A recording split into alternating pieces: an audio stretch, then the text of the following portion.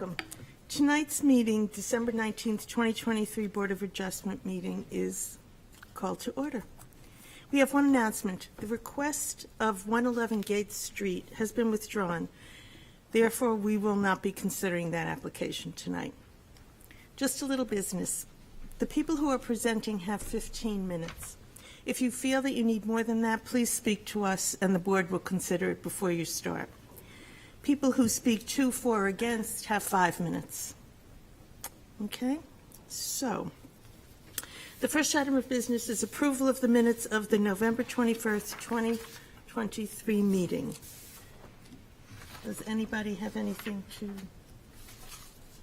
say about that? They were perfect? Okay. So, a motion to, or we just go, approve the minutes? Motion to approve? Second.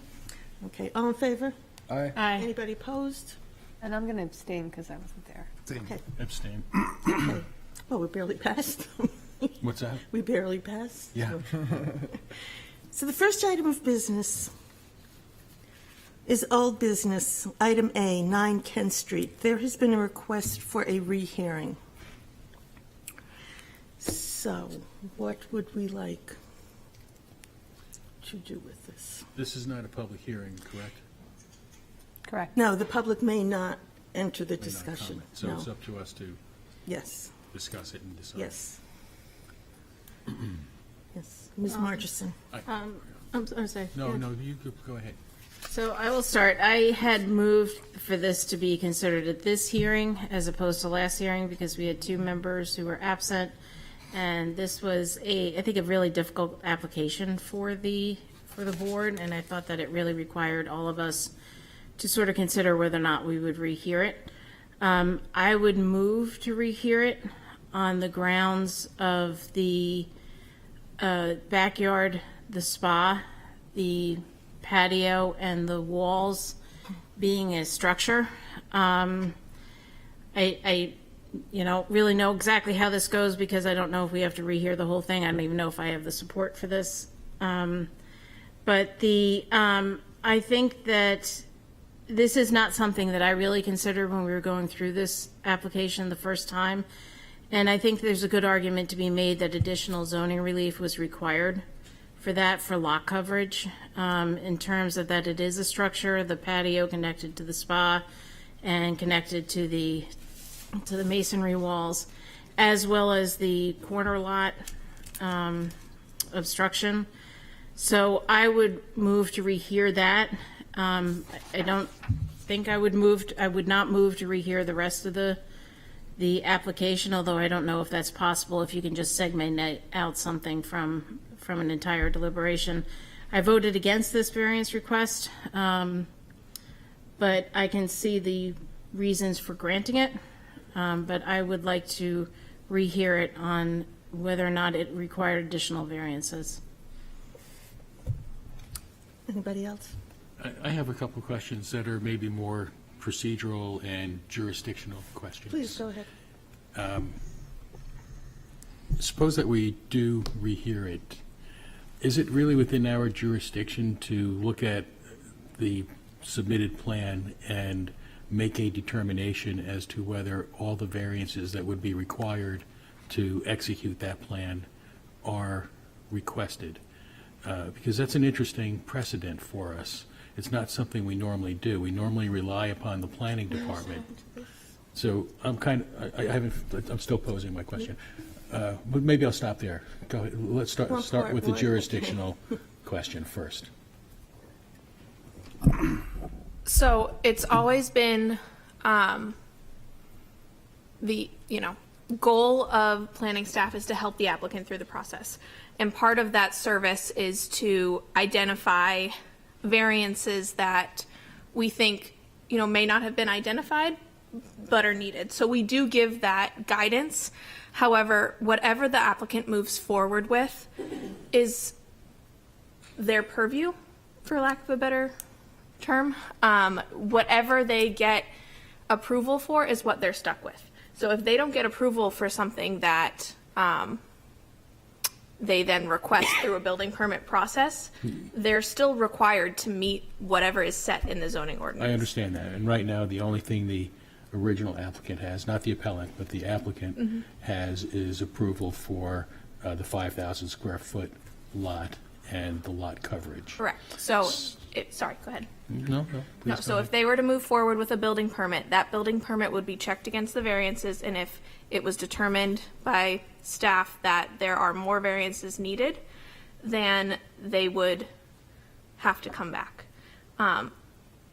Planning staff did review the application, and we did not recommend further ones. If the board feels as though there are more that are required, I believe that you can state that, you know, we think that there are more that are needed. However, again, what is approved is what they're stuck with. Because in my mind, it goes to a fundamental question of what this board is about. And I think there was a fair amount of confusion in the public comments when we heard this, and then the reapplication about what the board does and doesn't do. As far as I understand, we don't approve a plan. We don't say this is a good plan or this is a bad plan. We only approve or don't approve the requested variances. So on the one hand, I feel like this is pulling us into, like, suppose we were to rehear this and we made the determination that additional variances would be required for this plan. Well, what weight does that carry? So what? Can I jump in? Yeah, I mean, it's I mean, and I don't have the, you know, the weight of the planning department behind me, but it seems to me that what we're being asked here tonight is, did we act correctly on the information we were given at that meeting at that point in time? Not maybe what we should have gotten, because I think if, let's say we didn't want to rehear, but people still felt there was an injustice, I think you have to go about that a different way to get relief for what may have been incorrect consideration of what was before us that evening. And what would that way be? What would the process for the appellant be if we don't hear their Well, we have had if we don't grant appeals the rehearing? about planning department decisions. But We've had- that's within a 30-day window of the publication I of the don't know if decision, that's right? true. I don't know if it would start again now. Part Yeah. of Attorney Phoenix's argument is that we're beyond that window and But it's I too late. just don't know how we can rehear something that never was, in fact, before us. So I don't, that's a Steph question about the timing. Mr. Ram, do you want to add something? Well, first, just a point of order. Do you want to seek a second for Ms. Margison's motion? I didn't Second know for that we made a discussion. Were you motion. just discussing it, or was it a motion? No, it's discussion. It was Doesn't just need a second. discussion. Well, I heard Ms. Margison Oh, make a did you say motion. make- Maybe I I was in did. error. Oh, okay. I thought you said sorry. I'm going to, so I didn't. Yeah, I know. also thought it was, would anybody like to second that motion? Second. Okay, thank you. Okay. Mr. Ram? Yeah, now that we have the motion on the table, I guess the clarification that I would like to get is to, and this may require going back to the legal department. The only remaining question in my mind about this is, what are the appellants or anyone else who has an interest in this, what is their relief that they can get in terms of appeal of a decision by a code official? Because to me, I think that's what we're talking about here, is that somehow what was presented before this board, that this board made decisions upon, was in error, that that not all the variances that were necessary were included in there, that there were fundamental issues of interpreting the zoning ordinance.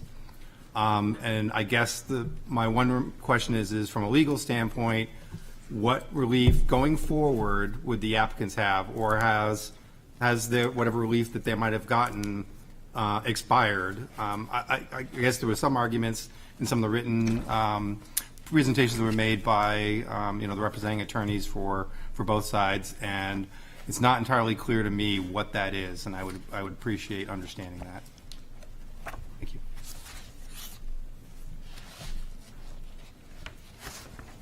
Yes, Go ahead. I want to get, if I could, because I looked through everything. My notes indicate that actually this was raised in the public hearing, but that's beside the point. The variance requested was X and Y. The appellants are saying Z is also a variance that's required. I don't believe that we as a board have to sua sponte say that somebody is entitled to an additional variance and we're going to grant it or deny it or whatever. I think to address your point, if the, I can't remember the last name, if they go to get a building permit and the code enforcement officer determines that they need an additional variance to get that permit, they have to come back here. And if they are issued a building permit, is that not an act that can be appealed? And I don't know what the process is there, but May I? Yes, please. You can appeal the issuance of a building permit, and it's the same process within 30 days. So if it is determined by a code official that a variance is not needed, and an affected party feels as though a determination was made or there was an error made against the zoning ordinance, then they can appeal that through the building permit. They can appeal the building permit. Ms. Murchison. But I think the issue here is that from the email that was sent, it was that you could raise this question tonight to the BOA.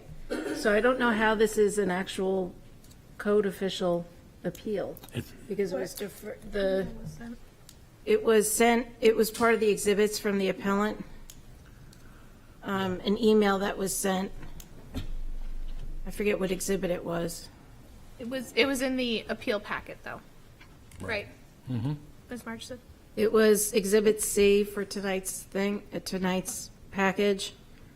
We were wondering if a 6-foot-high masonry wall, this is page 30, and I have forwarded your questions to the applicants, requested that they provide an answer tonight. So it was not a decision by a code official. I have a question. I am not sure what is being asked of us tonight right now has anything to do with the code official. We are questioning whether or not we acted correctly when Right. we made our decision. The code It may then official- lead. Yes. Yeah, the code official appeal could come up when the building permit application occurs in the future. But I guess the way I would relate it to tonight and which, to elaborate on my view, is we didn't approve allowing them to go over the lot coverage, so therefore they cannot go over the lot coverage. So if when they apply for a building permit, what they apply for is over the building coverage, they will not be able to build that unless they come back before this board asking for a variance for that. I think this is at least a two-step process, is how I see it. And tonight, I see us having a very narrow, Well, yeah. but we can't all agree. I think I lean that, but there's one other factor that I just haven't been able to erase from my thinking, and that is that during the discussion when we met on this application, there was a misrepresentation made by the Smith's attorney, because I distinctly recall that the question of the hot tub or whatever it's called was raised, the spa was raised with specific regard to the lot coverage. And the answer that was given to this board by the applicant's team was that, yes, it is a structure, and yes, it is included in the calculation of lot coverage. And that swayed my thinking on the outcome. So I do feel that, there's a part of me that says I made a decision based on inaccurate information that was presented to this board. Now, it may be a wash because now the new position of the applicant is that it's not a structure, but that's and that seems to me something that merits its own separate consideration. So I think this is a complicated one, but I still come back to, we did not approve the plan for the building. So anything that's in there, the only thing they have approval for is a 5,000 square foot lot with a 5,000 square feet per dwelling unit. Anything else that they want to do is not anything we approved. The- Is that incorrect, Beth? I mean, I think that may be inaccurate because everything that they've submitted to us is considered conditions upon which there's approval, and they actually submitted site plans on this. However, the instructions we received from the planning department included only exactly what you just said. And for me, I based my consideration on that. So if we did nothing, if we decide not to support Beth's motion, the normal process from here would be there could be a building permit issued or not. And if not, the applicants are free to come back and ask for additional relief. Or if it is, the appellants, they would know that a building permit was issued. They'd be notified, or there'd be public information. How would they know that a building permit was issued? They would have to inquire with the building department. There's no notification process when a neighboring property receives a building permit. But if this is something that they're concerned about, I would guess that they would be following it, and we can give that information over the phone, and they also have access to it via the Viewpoint online portal system. You can track and see when permits are issued. So the burden would be on them to figure out whether or not a building permit was issued. Yep. Ms. Marchison? And I think we have a notice issue here, because we may have approved more than what was noticed to the public. How so? Yeah, what does it Well, say? if, let me just try and get my thoughts together here. But my problem with this is also notice, that the structure in the back was part of the approval, and that was not noticed to the public. Now, I understand what you're saying, because of the building permit being pulled, the abutters are put on notice to sort of follow that up. But, I think we have a legal notice issue too, so. But I thought it was more than, I'm sorry, No, go 'cause ahead. it's Go ahead, Emil. No. We don't do site plan reviews. All we approved was that they could have a proposed living unit structure having 5,000 feet of lot area where, so the question is, there are a couple questions. Is the law that the spa is part of the dwelling unit?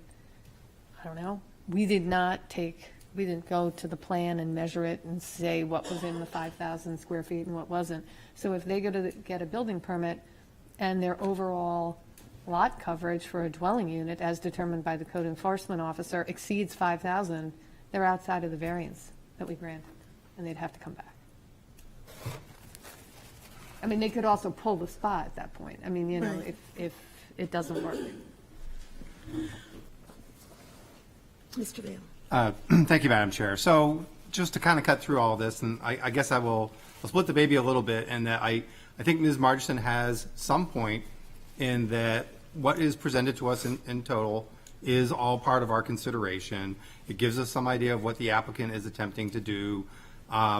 What is at the fundamental root of what the appellant's case is, as I see it, is that they believe that the planning department did not do an adequate job in preparing this zoning board to make decisions about this property, in that they failed to recognize that there was an error in the applicant's presentation about the spa information, which the applicant has now come back through their written information that they provide to us, and essentially admitted something that I kind of identified during the meeting, where I said, I really do think that there's an error here, because as I was looking through it in more detail, it was not something until we were here at the meeting that I looked at more closely, but based off what the abutters were bringing forward for information, I did think that there was an error. The applicant has gone back and corrected that information, and going forward, it should be that way. But the fundamental question is the interpretation that the planning department had that said you don't need a variance for these other things, that the appellants are now saying, whoa, I do think you need a variance for all of that. That's at the fundamental root. So I think what this board did was we trusted the information from the planning department as to what the required variances were, and based off of that, we made a decision. So part of it is should we rehear that decision that we made? I think that's at the root of what we're asking for here. Now, we do have this other issue about, was the planning department in error in what they did? And again, my fundamental remaining concern that I don't know the full answer to is, do the applicants still have any appeal for that, or is that gone by? And even if it is gone by, I'm not sure if it would change my opinion that fundamentally we are going back and re-looking at the decision that we made based off of the information that we had. And going to Ms. Margison's point about it was improperly advertised, that would only be true if in fact the planning department was in error and did not present all of the necessary variances to this board for consideration. As it was interpreted by the planning department, my impression is it was advertised correctly. Thank you. Does anyone have anything else to add, or? Only this, Yes, that, yes, Mr. Ross. you know, since the purpose of rehearings is to give the zoning board an opportunity to correct errors without having to escalate an issue to Superior Court or elsewhere, and since there is a question about the facts and what is required here, I do think it would be beneficial to the appellant and the applicant if we found a way to do this. However, I think the way is for us to actually not do a rehearing, wait for the building permit decision, and see where the planning department lands. And they have another chance to make a determination as to whether or not any additional variances are needed for this plan. And if they decide not, the appellants have a chance to appeal that decision of a code official. So there is a path forward that doesn't require escalating this beyond the ZBA. Right, because my understanding is if we chose to rehear, it would be the same petition with the same strengths or weaknesses that we've all been trying to figure out tonight. So I'm not sure what that would avail us. Is there further discussion before we, yes? Well, I think for my purposes, the specific issue as to the corner lot and the patio and the walls and the spa would be front and center. We don't, we don't have any renderings at the back of the building. We don't have a particular cross-section of the site plan for that, in terms of whether or not it's 3 feet or 18 inches. We would have more information. Would we? No, we just have exactly what we heard the first time. We could ask the applicant to submit cross-sections of the plan and more renderings of the back. There's no renderings of the back of this building. Because it seemed that the explanation was that that was not required. Okay. I would like to call the question if there is no new discussion. Sorry, just one minor point, I guess. I do think what Ms. Margison's motion, if it carries, is very peculiar, and again, something that I would have wished to have had the city attorney weigh in on the appropriateness I of could have repeated if we. trying to just look at one aspect of a request for a hearing. I'm just not sure if it, what the basis is for us to be able to do that. Just Then why for your not have the consideration, whole- Madam Chair. Well, that was part of my question. Yeah. Whether or not we just rehear that portion of it, or whether it is appropriate to actually rehear the whole petition. Because the reality is that, it changes the lot coverage. I don't know if we need legal opinion on that. I think we should never think that we're always infallible, but, there is a presumption that the ZBA is acting lawfully and reasonably. So I think whatever course we decide on this, I think there's probably a presumption of reasonableness and lawfulness, but, do I know that for sure? No, I don't. Okay. Would you just repeat your motion then? Okay, my motion is that we rehear the application specifically on whether or not additional variances were required. And that was the, whether or not the combination of the spa, the walls, and the patio constitute a structure and therefore require additional lot coverage from this board, and whether or not the corner lot, there needed to be a variance for the corner lot. Mr. Mantle? Would it make it easier just to make a motion to rehear the petition with, you're looking for, or the board's looking for details of the patio, the spa, what's happening in the backyard? And not go into specifics of every point of the past two applications. Can I weigh in? Yes. I'm not a lawyer. I am not of the legal department, but I would advise you not to parse out pieces of this process. If you're going to rehear it, it is my recommendation that you rehear everything, because again, the rehearing process is to right an error that the board has made. Okay. So, with that being said, I I would can not withdraw my motion? You may. Okay, so I withdraw my motion. I don't know if a withdrawal needs a second, but, and then my motion is simply to rehear the application. Second. Okay. A yes vote Yeah. rehears the application, okay? So, Ms. Geffert, No? Mr. Mantle, Yes. Ms. Margison, Yes. Mr. Rayum, No. Mr. Rossi, No. Mr. Mattson, No. and the chair votes no. So there will not be Okay. I would recommend doing it the other a way. motion to To not rehear. rehear in the inverse. Madam Chair, I would make a motion to deny the appellant's request for a rehearing. Thank you, that's much. I'll second. saner. Thank you, Mr. Mattson. Okay. If there is no further discussion, yes, I'll go just speak to briefly. your motion. I'll just briefly speak to my motion. Certainly, there was a lot of passion about this application, rightfully so. I think I brought up. I was the one who made the motion originally to grant it. Actually, I think I made the motion to deny it the first time around. I made the motion to grant it the second time, and now somehow I'm a third time making a motion about this. But there's a lot of passion associated with it, passion on both sides.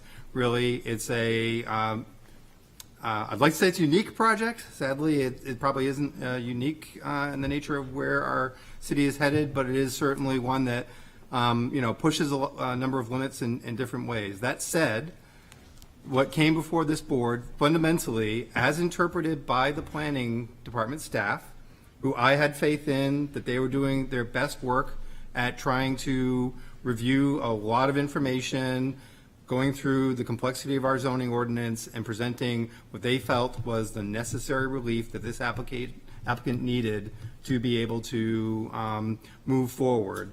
And based off of that, really it fundamentally came down to the concept of, is this a buildable lot? We had a lot of discussion about that. We certainly heard and took in a lot from the public. I learned some things from all that input. I appreciated what was asked. I really did think that there was an error, and I believe that the applicant is correcting that as they're moving forward with this process to make sure that they are, in fact, fully compliant with all of the zoning requirements, zoning ordinance requirements. Again, as seen through the lens of our planning department, who is really our first defense at ensuring that the applicants are meeting all of the requirements of that zoning ordinance. So with that concept, I think that what the board did, we had lengthy deliberations. We looked at it. We considered a lot of the information that the appellants have sort of restated in what they put before us.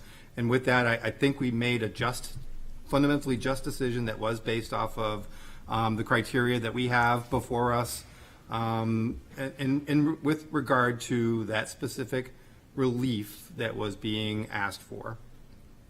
So with that, I recommend that we deny the appeal. Does the second have anything to add? Yeah, I would just reiterate that I don't think we made an error in approving allowing a dwelling to be built on a 5,000 square foot lot where 7,500 square feet is allowed. And I think that if there was the error regarding lot coverage, we did not approve going over on the lot coverage, so the property owner is not allowed to go over on the lot coverage. Okay, thank you. So, Ms. March? So I will just say that obviously I'm not going to be supporting the motion because, this is much more than whether or not this is a buildable lot. This application was extremely complicated. It was not frankly well presented and understandable. I'm afraid that is actually harming our deliberations on this matter. It was passionate, but I think the issue is whether or not there is something here that requires us to rehear it. It's much more than whether or not this was a buildable lot, and so that's why I won't be supporting the motion. Mr. Rossi? Yes, I am going to support the motion, but I'd like to state my reason for supporting the motion, and that is that it's my understanding that there is still a process before, a process that's rolling along where the appellant will have an alternative means to zero in on exactly the issues that Ms. Margison pointed out when she was trying to do the more limited motion. And at that time, I presume that's going to come back before this board, and we'll have an opportunity to address whether or not those judgments by the planning department were made in error. So that is why I'm comfortable supporting this motion. Thank you. Anybody else? No. Okay. So a yes vote denies a rehearing. Ms. Geffert? Yes. Mr. Mannel? No. Ms. Margison? No. Mr. Rehum? Yes. Mr. Rossi? Yes. Mr. Mattson? Yes. And the chair votes yes. So there will be no rehearing. Okay.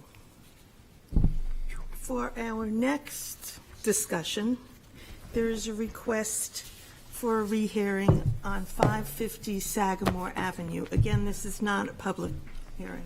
No one may speak. Recusing myself from that one. Yes, as is Mr. Mannel.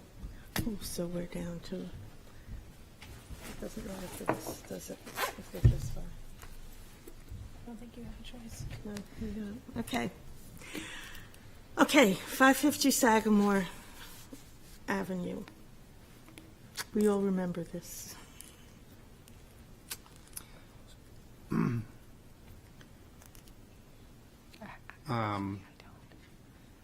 Yes, So I guess similar to last time for a request for a hearing, again, this was a somewhat complicated and passionate project. We are 5 members. I know the last meeting, with the absence of folks, including myself, because of my illness that I had, we decided that we wanted a slightly more full board to fully hear did. it. So I don't know if we have similar thinking this time around. Can't get a fuller board.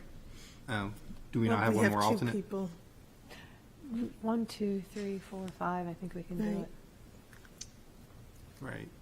There is one member absent from tonight's Yeah, meeting. if Ms. Record were here, If Ms. Record were here, we We could would- have right. 6. we would have 6. Right. And we may want to give it that same consideration that we did last time. I'm just throwing it out there for discussion amongst the board. Obviously, it's hit or miss. We only have one alternate at this point in Right. time. So we would be counting on the Unanimity. current 5 of us being here and that alternate also being present We for have the 2 meeting in January. alternates. But we're missing a regular member. Yeah. What Mr. Mattson? what happens if a motion to approve fails and a motion to deny fails? It doesn't get reheard. Doesn't get reheard. Okay.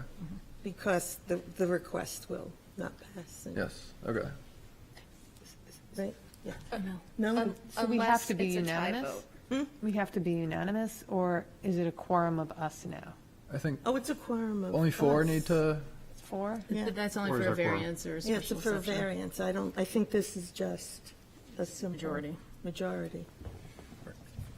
I don't know. The board's quorum is 4, right? So we do actually have a quorum, and we actually have 1 over a quorum. Even- okay. I just threw it out So for it's not discussion. present and voting. No, of course it's not. That's why people don't want this.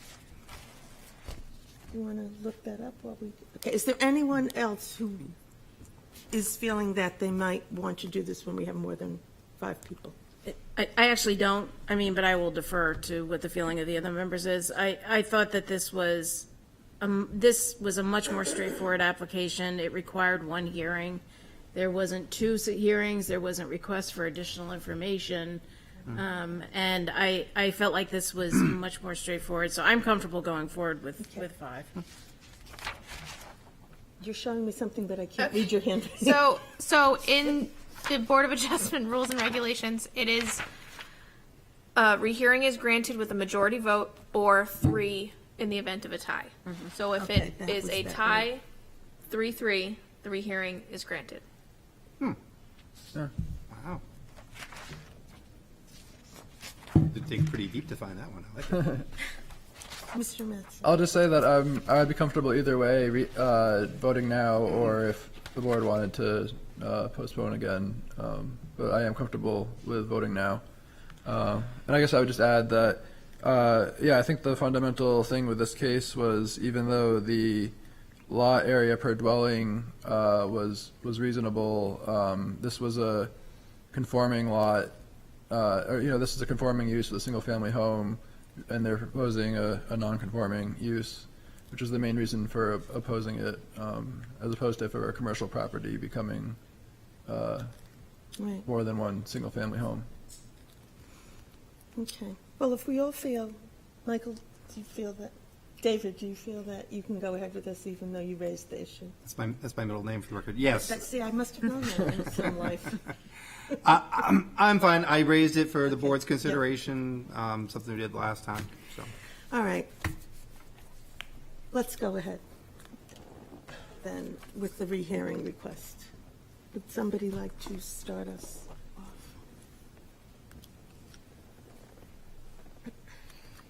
Mr. Ram? Yes, thank you, Madam Chair. So I did actually went back in and re-listened to our deliberations on this, just to refresh my memory about it. So called that back up and went through. I think our deliberations were strong. I think we understood the application as a board. I think that we were, the board's vote in the end was unanimous. So I do think that there was general consensus on that this was not meeting all of the criteria. I do think that there was a little bit of dissension, and I brought it up as well, that exactly what criteria were the ones that it was failing on. We may not have had full agreement on that, and we really only ultimately talked to 2 of the criteria, and that's the only 2 as the applicants. As the request for rehearing emphasizes, there was really only 2 of the criteria that were talked about, which is 1 more than what you need to deny an application. The only reason I would consider rehearing this, and obviously you never know what would happen, it may or may not change the outcome, would be to try and firm up the board's thinking overall and perhaps address all the criteria. But I would also be fine with just denying the rehearing, based off the fact that I do think at its most fundamental, I think the board was right in its thinking and in recognizing that not all the criteria were being met. Okay, thank you. Is that a motion? Is that a motion? I could make that, because I'm kind of torn, so I'll let somebody else make a motion. Ms. Marchison, were you going to say something? I just want to see if that was a That's a motion. Yes. Well, So we need a second? there's or- an opportunity for someone else to make a motion. I'll make a motion to deny the rehearing. Okay, is there a second? I'll second. Okay, thank you. Go ahead. Yeah, just basically, I don't think that we made any errors in our judgment and decision-making during the original hearing, so there's no reason to correct anything. Okay. Does the second have anything to I wasn't. add? I don't. Okay. I just want to say, I wasn't present at the initial hearing. I did look at what you guys did. It looked reasonable. And that is completely legitimate if you're familiar with this. Okay, is there any further discussion then? Okay, then the motion is to deny a rehearing. A yes denies. Ms. Geffert? Yes. Ms. Margerson? Yes. Mr. Rayam? Yes. Mr. Mattson? Yes. And the chair votes yes, so there will be no rehearing. And of course, ML, you're voting on every.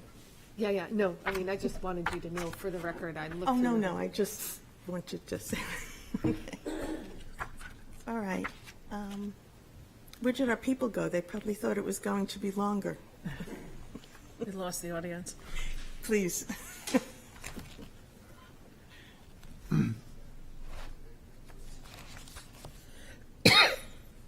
The first one took 35 minutes. I guess you're anticipating another 35.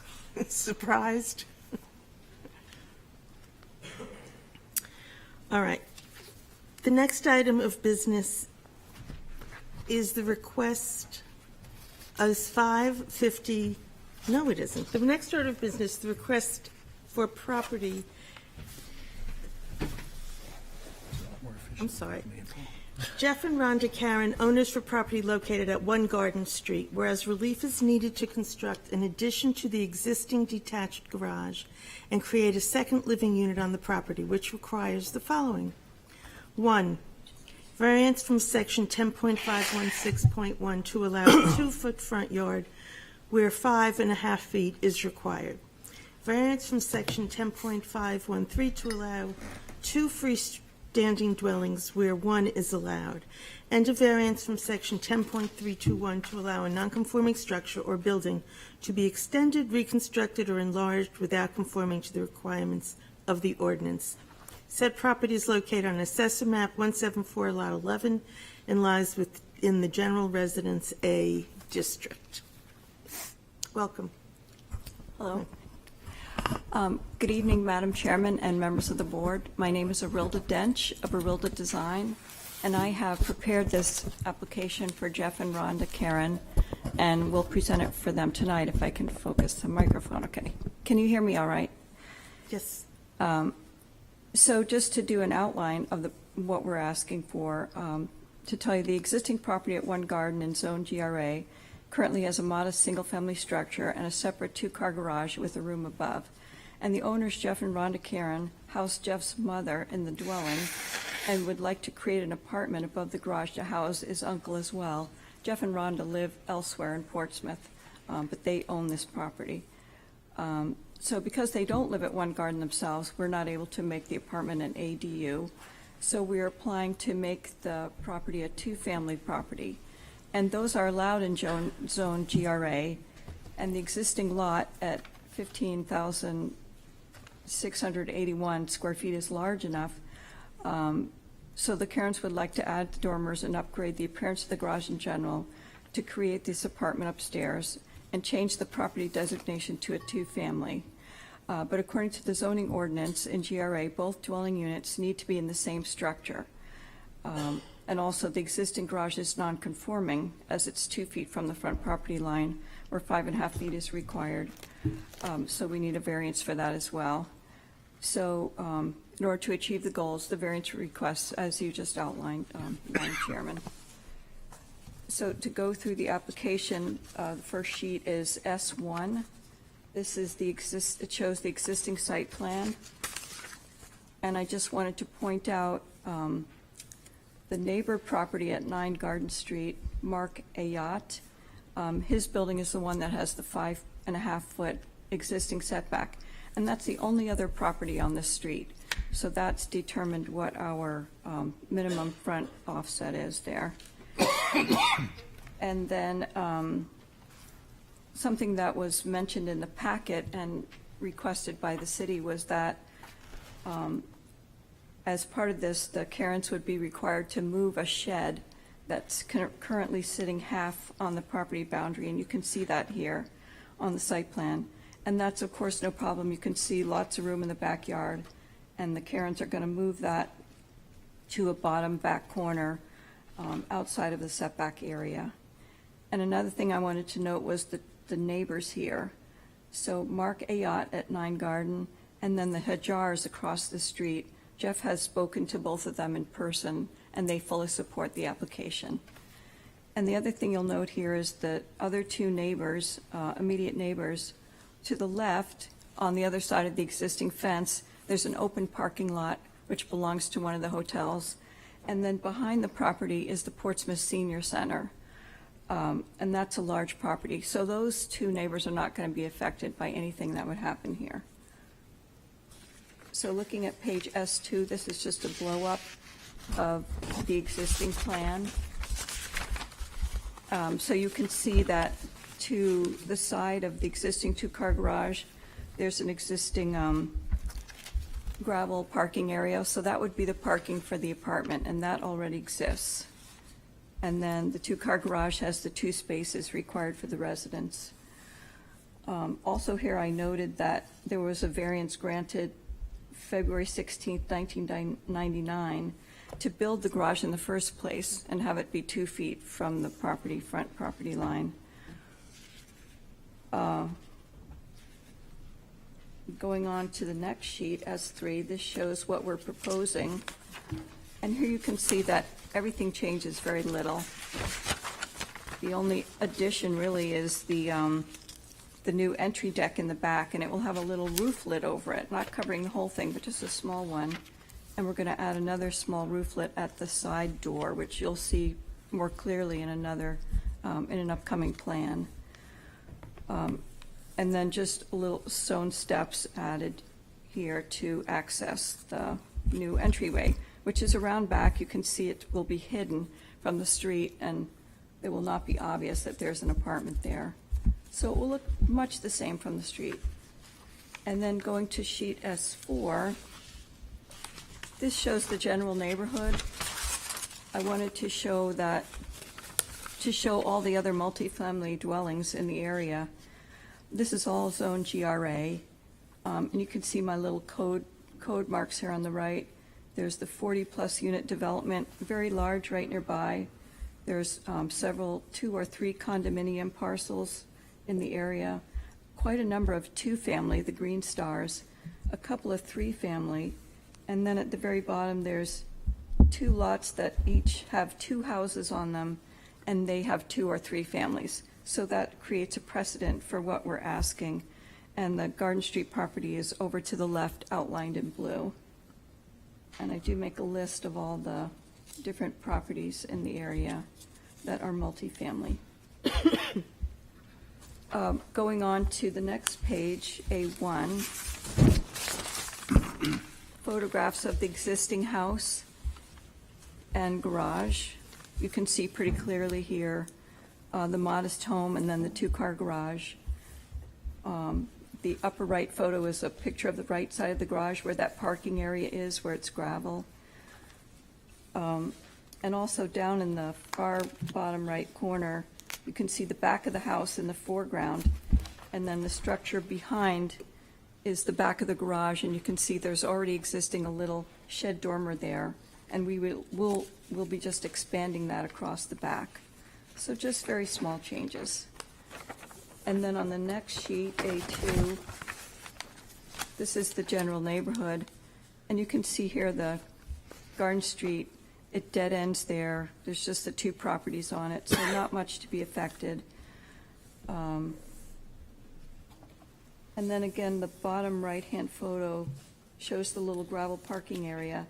And just through those woods there is where the parking lot is for one of the hotels. The bottom left photo shows the Hajar residence across the street, well screened by bushes, and that's their large backyard right there adjacent to the street. Their house is right close to Boyd Road. So really no one nearby to affect. Going to the next pages, these are all the architectural drawings. And we have the first sheet, A3, shows the garage layout, and you can see we've added the small entry in the back left corner, the entry steps, and the rest of it is pretty much unchanged. The Karens want to upgrade the style of the door that's existing, the little side door, and add a little rooflet there. So that's basically all that's happening there. The next page, sheet A5, sheet A4 shows the second floor, and that's the apartment itself. You can see here just a simple one-bedroom with a compact layout and a small shed dormer added on the front. And you can see the shed dormer on the back has been expanded all the way across the back to make enough headroom for everything. And then going on to A5, you can see the front elevation of the garage with now the small shed dormer added. And the right side elevation below shows that extended dormer. And you can see we've also set back the shed dormer to make it look more modest and more attractive, really. The next sheet, A6, shows the rear elevation. And you can see there the little entry deck we're making with the small rooflet above the door. And the left side below shows the new door going into the garage, just to upgrade it a little bit and make it look a little nicer. And then finally, the criteria. So the first one, 0.21, the variance will not be contrary to the public interest. So the property at 1 Garden Street is in general residence, GRA, and the variance request was granted in '99 to allow the existing garage and accessory structure to be built with a 2-foot front setback, where a 15-foot setback or 5.5 feet with the front yard exception was required. So now, allowing the existing garage to house a 601 square foot, 1-bedroom apartment upstairs, making it a primary dwelling structure, will have very little impact to the neighborhood. The second unit requires only modest additions. The garage will be made more attractive in the process, and the required parking is already in place. Jeff Karen was able to speak in person with his 2 closest residential neighbors, Mark Ayat at 9 Garden and the Hajars at 123 Boyd Road, and they are supportive of this application. 0.22, the spirit of the ordinance will be observed. A modest second unit designed to integrate comfortably into the garage with its entrance hidden on the rear will have a very low impact on the neighborhood. In allowing this variance request, the spirit of the ordinance will be observed. And then 0.23, substantial justice will be done. 2-family properties are allowed in this zone, and a fair number exist. 2 of these have more than one freestanding dwelling. At 1 Garden Street, a garage exists with enough space upstairs to create a second unit, with only adding 2 small dormer additions.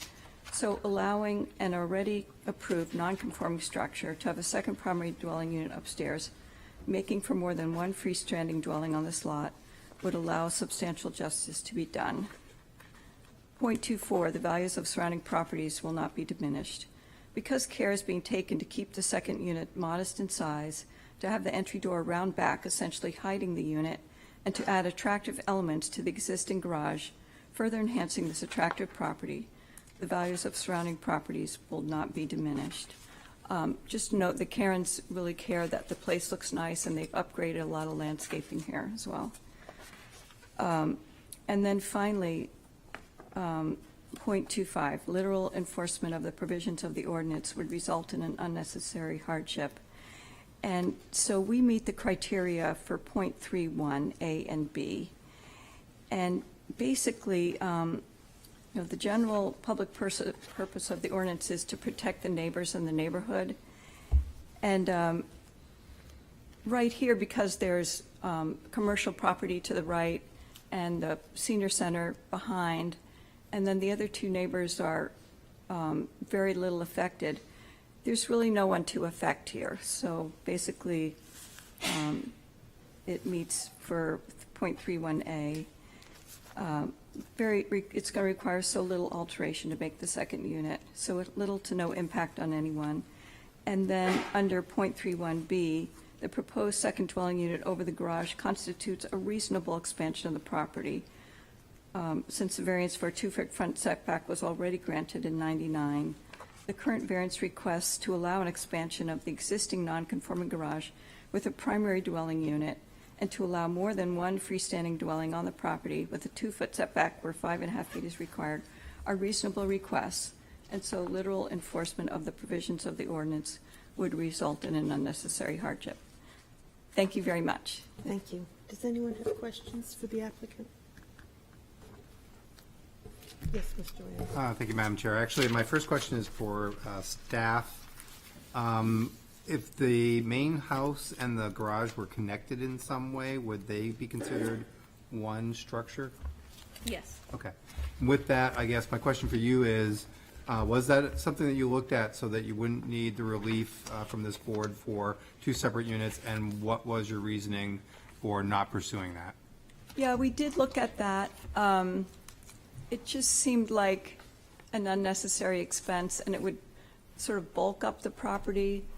And then we would, be at, where would we make the division? Would we add, the extra square feet would probably be added to the existing house, and that it doesn't really need it. We probably would have added the square feet to the existing house and then also put the apartment upstairs above the garage still. So it just seemed like extra work for not a very solid reasoning. Okay, thank you. That's the, yeah, Okay, thank you. thank you. Oh, I'm sorry, I didn't see that. So, Ms. Margerson has a question for you. so it's, the zoning ordinance is very clear that there's not to be more than one dwelling unit per lot. And I understand this is not going to be an ADU because an uncle will be in one part and his sister will be in another part.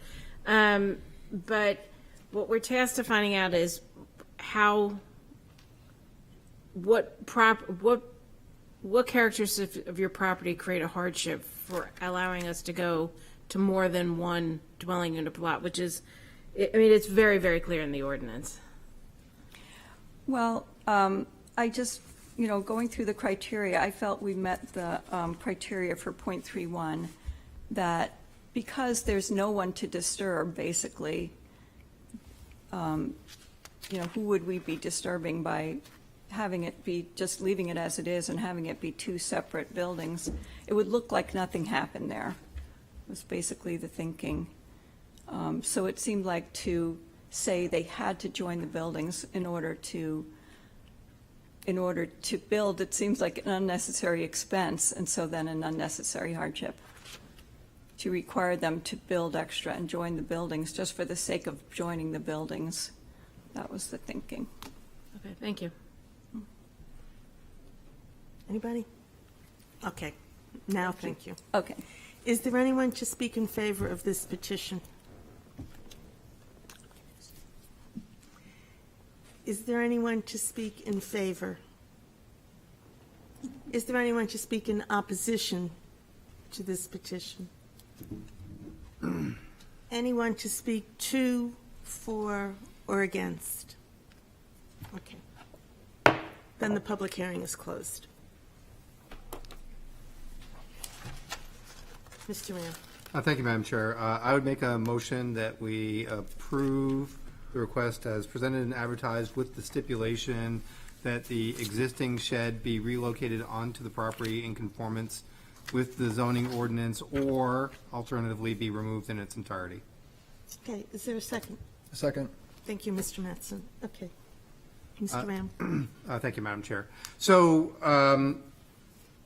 I think the only sticking point with this this application in my mind is this 2 separate dwelling structures, 2 separate structures that will each have a dwelling unit in them. I'll talk to that in just a moment. To me, the added dormering, so there's also the aspect of relief needed for the added dormering to the garage structure, which is already a decent sized structure. Actually, when you're just looking at it, if you're looking at the house and you're looking at the garage, from Garden Street, you're probably thinking like the garage is the principal structure and the house is the smaller one. It's a very modest home. It does get somewhat bigger as it goes further back in the property because there is sort of a grade change to the property that adds some additional bulk to that structure, and it really is the larger structure. I think I'm very comfortable with that. Really, both the dormer in the front, which is before this board, mostly because its line of sight looks straight down Center Street. There's really no house across the street that it would, having that added windows there would be a impediment towards saying it's somehow reducing the privacy of a nearby neighbor. Even the back dormer, while substantial, also looks out again with significant grade changes onto the senior center behind it. So no concern there. Two separate structures. Understand some of the concerns. We've been careful about authorizing that, recognizing here that the applicant, if the applicant lived there, would have a full right to have two separate structures and treat one as an accessory dwelling unit. Our zoning ordinance does recognize that as an alternative. Their failure here, as the applicant has admitted to, is that we do require that the owner of the property be on site. In this particular case, it's relations to the owner who are occupying both of these structures. I do think that there are some hardship characteristics to this property because of its unique location, kind of on the very edge of a residential area, not really kind of in the heart of something. It's surrounded by municipal use type property, commercial properties, empty lots, a unique configuration with the street. Plus, you do have just a little further up a multi-building housing project that is located just a little further along down on the corner of Boyd Road and Woodbury Avenue. So I guess, again, I think that's a characteristic of the neighborhood overall that lends to the idea that having two separate structures, each holding a dwelling unit, is not out of character for this neighborhood. So going through, again, specific to the criteria, granting the variance would not be contrary to the public interest and the spirit of the ordinance, typically handled together. Again, I do think there's characteristics in the neighborhood that are pointing to this, and that overall the added dormering on the structure, and as the applicant has indicated, overall both relatively modest structures, not someone just who might actually go up Garden Street, not really like a throughway, but wouldn't notice anything that would would look particularly unusual for the neighborhood, and similarly not in violation of what we're really trying to accomplish by saying that for the setback requirements and for the two dwelling units. Granting the variance would do substantial justice. Again, this would allow the applicant to make full use of this, allow them to have their relations have in this property as they would like to be able to. And really, the public, again, because of in no small part because of the unique location of this property, I don't think there's anything that the public would be have as a detriment that would, in that balancing test, outweigh the benefit that the applicant is getting. Granted, variance would not diminish the value of surrounding properties. Again, most of the surrounding properties have various uses: commercial, sort of a municipal use, empty lot. The one neighboring property is in support and does not feel that they would be negatively impacted by this. So I think it meets that criteria. And then lastly, going to the hardship. Again, sort of a unique location relative to the other properties around it, and also there is some other nearby properties that also have multiple dwelling units on them that I think lessen the impact of form a hardship for this that kind of says, hey, I'm different than some of the other properties that would be in other parts of the city in similar zoning as what I am. So therefore, I think there is a hardship. I do think that the request is reasonable overall, not really adding any new structure, just simply adding some additional dormering to an existing structure. So with that, I recommend approval. Does the second have anything to add? Yeah, I'll just add that the purpose of the ordinance provision of not allowing two freestanding dwellings on one lot is to prevent overcrowding.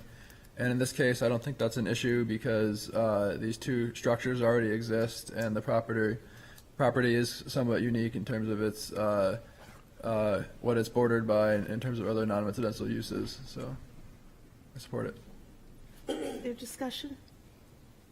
Ms. Margison. So I will just say that I'm not going to be supporting this variance request. I'm certainly sympathetic to the applicant, obviously, but the zoning ordinance is very clear that there's not to be more than one dwelling unit per lot, and I think I take the ADU analysis, I guess, differently from Mr. Rayum, in that I think that it's also a additional indication that the ordinance will allow for 2 dwelling units per lot when one is owner occupied, which this is not.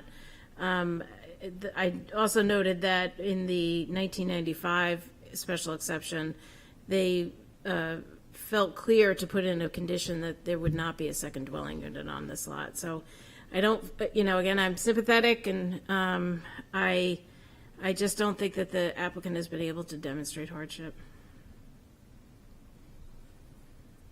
Any other discussion?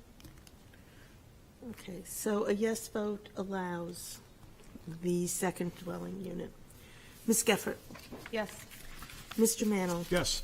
Ms. Margison? No. Mr. Rayum? Yes. Mr. Rossi? No.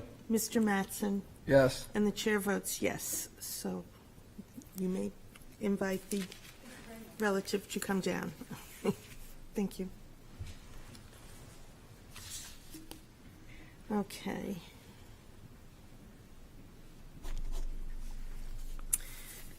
The next item of business is for the request of Ann Sullivan and Kathleen Sullivan, owners, for property located at 166 Martha Terrace, whereas relief is needed to replace the existing shed with a new shed, which requires the following variance.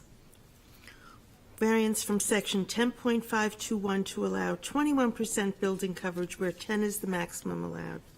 Said property is located on Assessor Map 283, Lot 23, and lies within the Single Residence A District. Welcome. Hi, my name is Kathleen Sullivan, and I do have a letter from one of my neighbors who was not able to make it tonight because he's working. You can bring that up to us, and we will pass it around. Thank you. Thank you.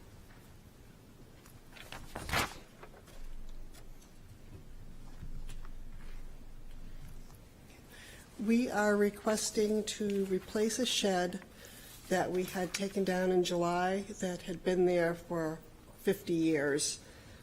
I don't even know where to begin.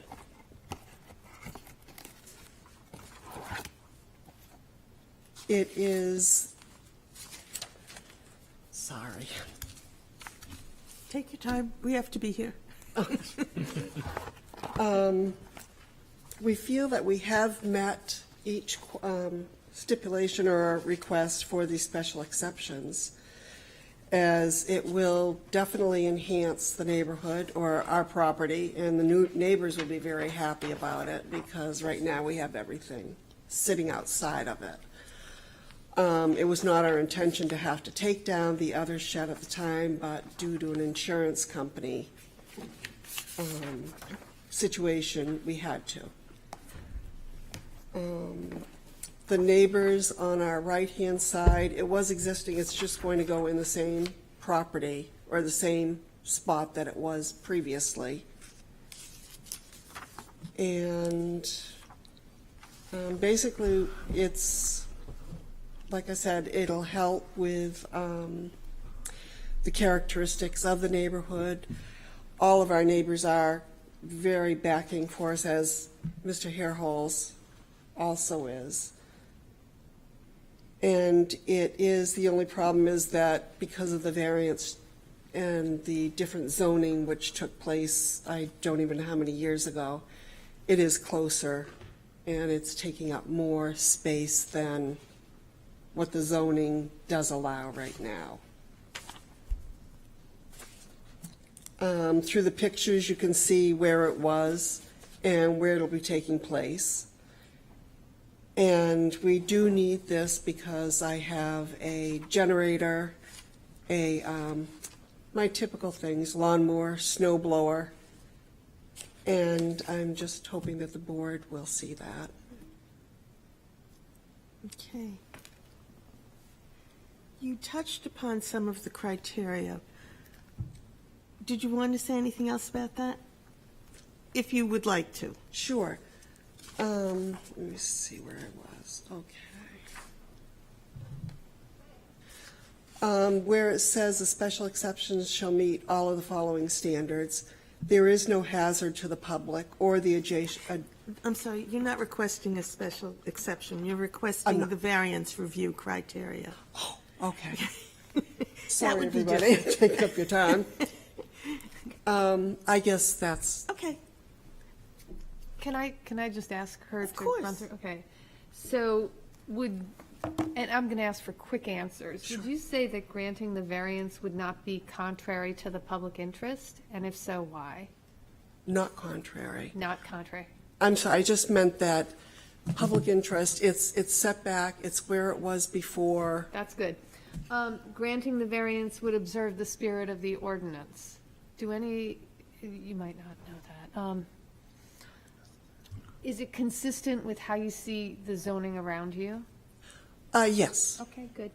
Granting the variance would do substantial justice. So you might want to talk to me a little bit about that you had a shed there before and. We had the shed there previously. It had been there for 50 years. We had to take it down because of an insurance company that ended up going out of business.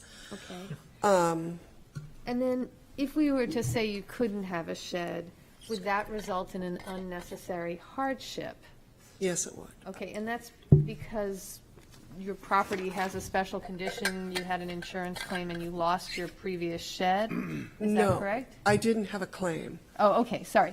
There was some issue and you lost your previous shed? We had switched insurance companies, and when they sent someone out to take pictures of it, the person, because there was like broken on the side, the, not siding, but part of the outside had come off. And they stated that if we didn't, we would lose our home ownership. Gosh, okay, that's a That's hardship. And so, okay, and there was a shed there for 50 years, so putting a shed there again is, would you say reasonable? Yeah, replacing it, and it will just look a lot nicer. Great, thank you so I'm much. sorry for stuttering No, and You stumbling. did great. Fine. Are there any questions? Mr. Ray? Thank you, Madam Chair. My question, I guess, is possibly for staff, helping out the applicant here. So the previous Board of Adjustment actions, which is shown on page 128 of our packet, the 1999 was granted a building coverage of 17.5%. This shed is 96 square feet, which is about 1% of the total property. So do we understand why in our pack, basically we're saying here it's now 21% coverage? Where did the delta occur? Did that get determined during the application review process? No. I used the information that was available on the city tax site. On MapGeo, you can reference, the property information. So I took that with the new shed versus the old shed. I don't know more than what the 1999 application was granted. I did not investigate that. Is it possible that our definition of building coverage has changed since 1999? It is possible. Yep. Okay, but from a staff standpoint, we're convinced that 21% is the correct coverage with the requested shed. Yes. Obviously, with the rounding. Right. Correct. Right. The 1/10 of 1% that it increased, which, from an engineering standpoint, 20.5 is 21 if you round, but I'll give it to you. And I guess the other complication that it was torn down and being put back into place. Is that another factor that requires the applicant to come before us? Yes. So whenever a nonconformity is removed, that also removes any existing rights. Right. Okay, thank you. I'm good. Thank you, Madam Okay. Chair. Anybody else? Thank you. Is there anyone in the public who would like to speak in favor of this petition? Anyone who would like to speak in opposition? Anyone who would like to speak to, for, or against? Okay. The public hearing is closed. Mr. Mano. Madam Chairman, I make the motion that we approve the application as presented. Is Can I there, get a is second? there a second? I'll second. Thank you. Okay, go ahead. When I first saw this, I was a little taken aback because it seems such an easy request. You know, they're just replacing a shed. So I did a little digging and realized that they have a hardship, along with practically every property on Martha's Terrace has a hardship because it's zoned incorrectly. There are 16 properties that have a Martha Terrace address.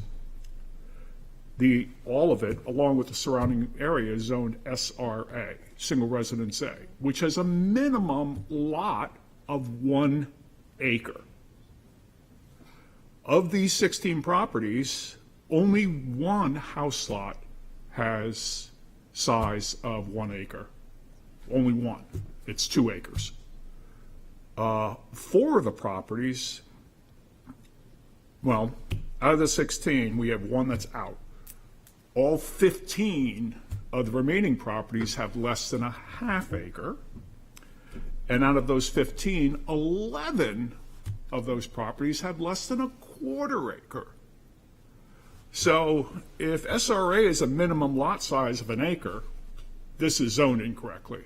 In fact, SRB, which was a 20% building coverage, has a minimum lot size of a half acre.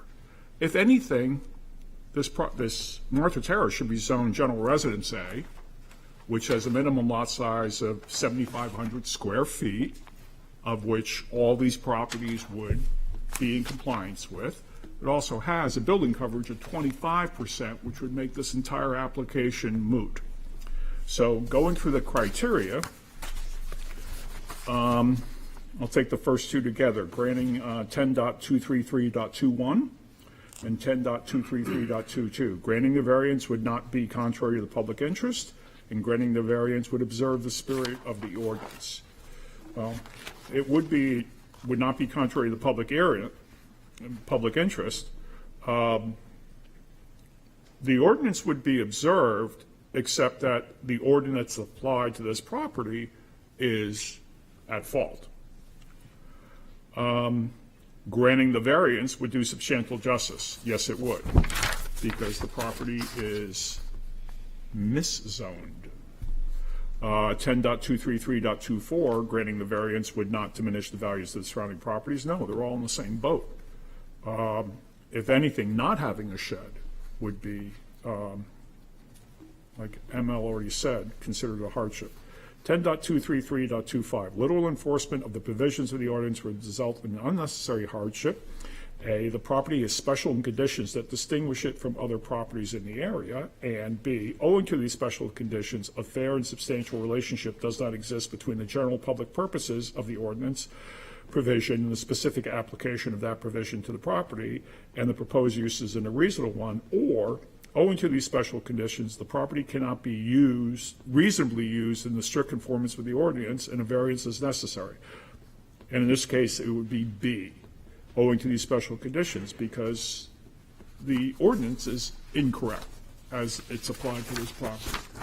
I don't know what happened. I was surprised to see most of Ocean Road zoned single-family SRA, when most of those properties do not have an acre of land. To give it some perspective, the entirety of the Woodlands development is zoned SRB, and there's not one single lot there that's less than 1 acre. So that's my motion. Okay, does the second have anything to add? No, well done. Well done. Is there any discussion? Okay, so a yes vote allows the shed. Ms. Gephardt? Yes? Mr. Mannell? Yes. Ms. Marchison? Yes. Mr. Rayam? Yes. Mr. Rossi? Yes. Mr. Mattson? Yes. And the chair votes yes.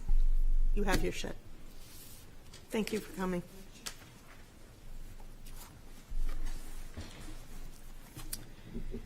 Okay. Thank you. The next item is the request of Golo Inc. and James A. Labrie Revocable Trust of 1991 owners for property located at 2059 Lafayette Road, whereas relief is needed to demolish the existing structure and construct an 8-living-unit building, which requires the following. Variance from Section 10.1113.2 to allow parking located closer to the street than the principal building in the secondary front yard. And 2, variance from Section 10.521 to allow 3,430 square feet of lot area per dwelling unit where 7,500 square feet are required. Said property is located on Assessor Map 268, Lot 13, and lies within the mixed residential business district. Thank you, Madam Chair, members of the board. For the record, Derek Durbin. I'm here on behalf of the owners applicant for the property, Golo Inc. Two of their principals here with me tonight as well, Mike Labrie and Peter Labrie, and Eric Weinrep is also here, our engineer, who I anticipate speaking as well. Madam Chair, a point of order, Yes, if I may. please. There was comments from the planning staff on Fisher v. Dover. If anybody would like to raise that, you may do that. Yeah, I'd like to understand why, I do have a Fisher v. Dover concern on this. So, Well, now would be the time, Yeah. yes. I'm kind of having a hard time wrapping my mind around what exactly has changed here that is different Half as from. many units. That's the only change. And I think there's a change with the request last time was for 16 units. Aren't there changes in the In setback from the parking, I think. road and things of that? There's a number of variances that That's seem quite to have a few. disappeared, so why is that? I think it would be appropriate for that question to be directed at Attorney Durbin. Consider it directed at Attorney Durbin. Sure. Yeah, there are quite a few changes, actually, that have been made. The building itself is quite a bit smaller. I believe it's, let's see, it's about the prior building was 1,600 square feet larger, the footprint. There were 16 units. That's one of the bigger changes as well proposed in the prior application, which also has a whole different analysis associated with it when you're looking at the ordinance and uses that are permissible in the district. There's only 8 that are being proposed now. Building is also being set back further, so it's configured differently on the lot than how it was previously proposed. So we actually meet the front setback to Sagamore Road or the edge of the right-of-way, depending on which distance you use. Lafayette Road? It's Lafayette Road, correct? I'm sorry, what did I say? Sagamore. Oh, I apologize. I just, yeah. It's been a lot of Sagamore. That would be different. Applications here, and I just dealt with one in Rye. So those are some of the most significant changes, which does make this materially different than what was presented to you and denied in August.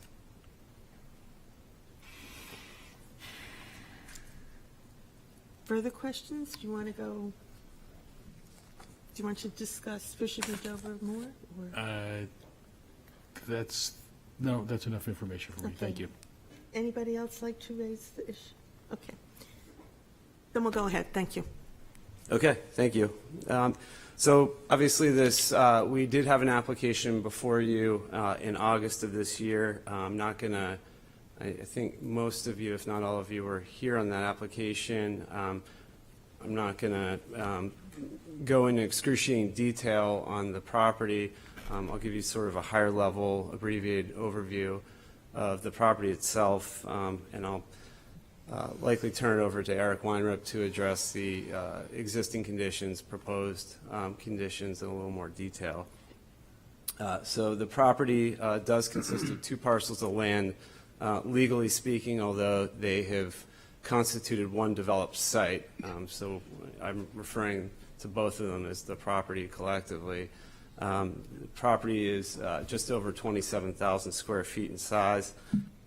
There's a 3-level mixed use building on the property right now that's undergone several renovations since it was originally constructed. It's been expanded upon as well. It was constructed in the early 1970s is what I understand.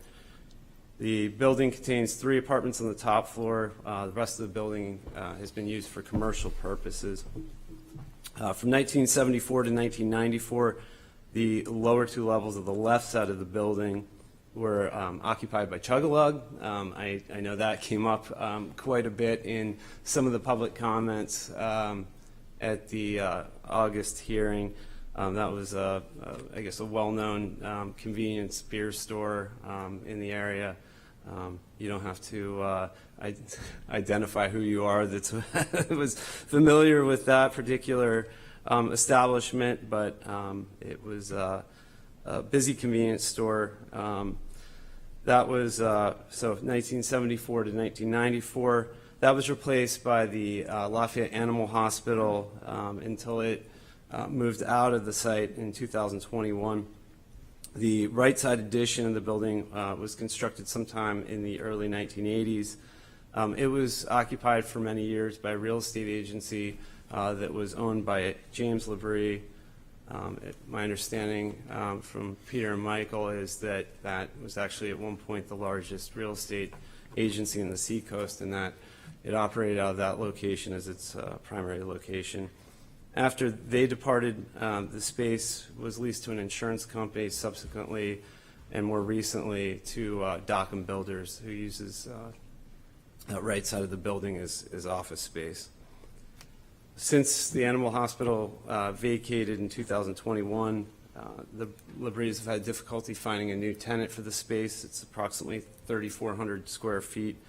The only viable offer I understand they've had on the space was from a head shop, which they rejected just out of respect for the surrounding neighborhood, and obviously property surrounded by mostly residential uses on that side of Lafayette Road. One of the issues as well identified with the building is it is tired. It does suffer from a significant degree of physical and functional obsolescence. Any change of use on the site, any proposed new uses would really require a pretty full-scale renovation of the property. With respect to the property itself and its zoning, it is uniquely situated. It's basically an island in the midst of other zoning, zone MRB. It's the only MRB zone property anywhere even remotely close to this area. The neighborhood immediately surrounding the property to the rear to the south is zoned SRB, and then Gateway a little farther to the south. And across Lafayette Road, it's zoned office research. The Elwyn Park neighborhood is located immediately behind the property, while the westerly apartment complex, which consists of 2 buildings, 48 units in total, is directly across Hoover Drive to the south. And I would just point out that variances were granted for that property in, I believe it was 2017, to allow the density that exists there presently.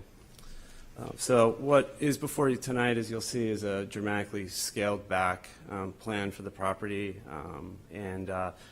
At this point, I think it's best if I let Eric Weinrep step up here and address some of the, well, in a little more detail, go through the plans and the existing conditions, and then, of course, what's proposed. So, if I could.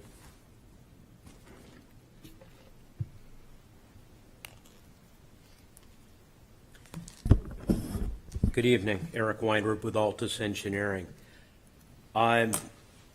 Derek said, following the BOA meeting, we went back and made significant modifications to the site design. And with that, what we did is we, first of all, the buildings remain the same width to allow a vehicle to park inside the structure on perpendicular spaces. The building got about 13 feet shorter.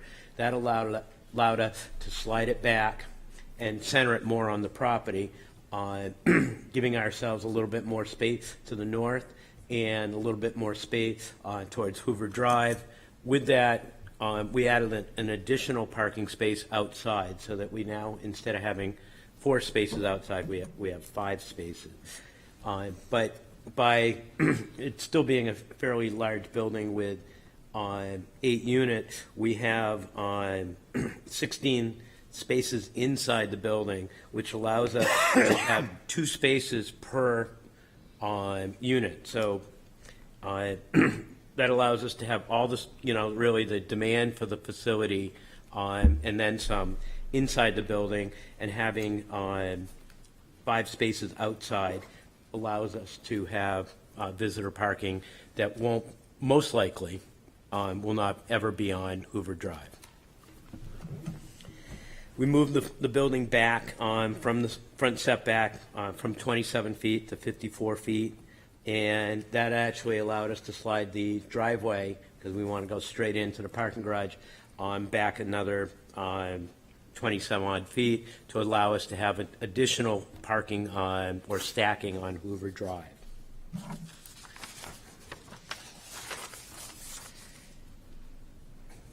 And it also allows us to have a more substantial, by moving the building back, a more substantial buffer along Lafayette Road and Hoover Drive. I will note that our dark areas on the plan are intended as more substantial landscaping and plantings and so forth. And we recently, after the submission went in, met with a neighbor, and although it doesn't impact sightline, they did request that the planting near where it says drive on Hoover Drive not have any plantings there, and either be grasses or just lawn area. So that is something that came up from a meeting with a neighbor, and we're willing to make that change. We will make that change. It also is a comment at the last meeting that there's an area in what I'll say is the eastern corner where the oak trees are that ponds on occasion, and we knew through our due diligence that there was not wetlands there, but we provided a letter from Joe Noel, our wetland scientist, demonstrating and documenting that there are no wetlands on the property. And so by moving the building around, we do lose a little bit of space behind the building, but I think we have a more substantial buffer in front. I think there's still, with the amount of space that we have behind the building, there's some room to have some active and passive areas for residents to sit and enjoy the outdoors. The last submission, we also didn't provide a traffic impact statement. We have that now. That's based on the ITE Trip Generation Manual, 11th edition, that was published in September 2021. And in summary, you have the document that we have a reduction in traffic on all days except Sundays. And that's because there's a business there, and it was a vet clinic, and none of those operations occur on Sunday. And Sundays also, the least traffic on definitely Hoover Drive and on Lafayette Road. At this point, I'll finish up and let Derek come back, and if you have any more questions of me later on, I'm here to answer them. Thank you. Okay, thank you.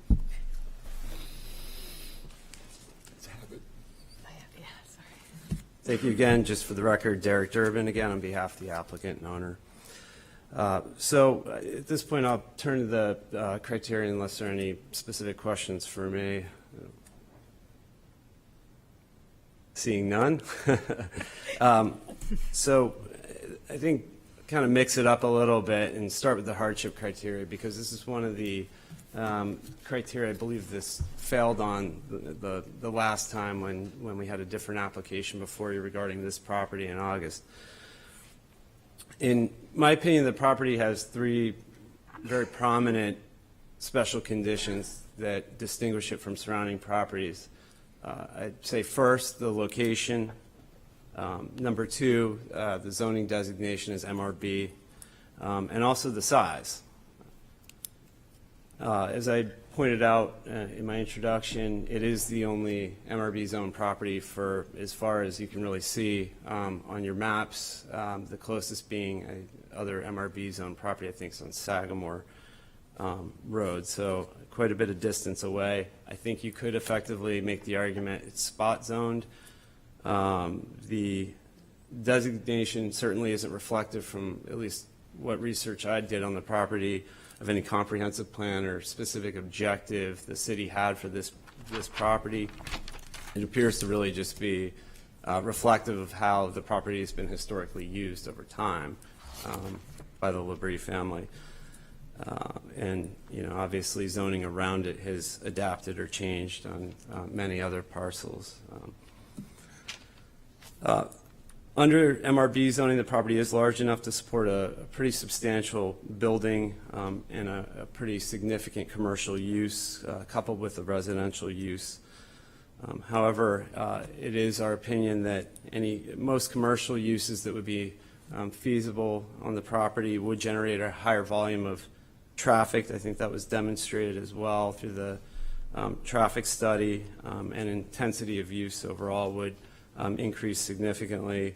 Also incompatible with many of the surrounding residential uses. And if you look at the use table, you'll see, what could exist out there and what's possible. And again, it's most of those uses are much higher intensity uses. I would also point out that the proposed use is actually a permitted use within the MRB zoning district. Getting to the question I answered early on about some of the more substantial differences with this application from the one that was presented in August. One is that the ordinance, section 10.440, the use table, allows for the conversion of an existing building. Granted, this is a proposed building, but any existing building on January 1st, 1980, to 8 dwelling units. That's permissible by special exception. Obviously, a much lower zoning bar, but it's a permissible use within the zoning district to have 8 units on the property. Our problem, as you know, is that the MRB zoning limits residential density associated with any new construction to 1 unit per 7,500 square feet of land area. But it also assumes that there will be a much larger use component associated with that commercial use component. And I think as evidence of that, you just look at the coverage requirements in the ordinance. It's 40% in this district, whereas if you looked at most of the residential districts, you're more around 20 to 25% for your limitation.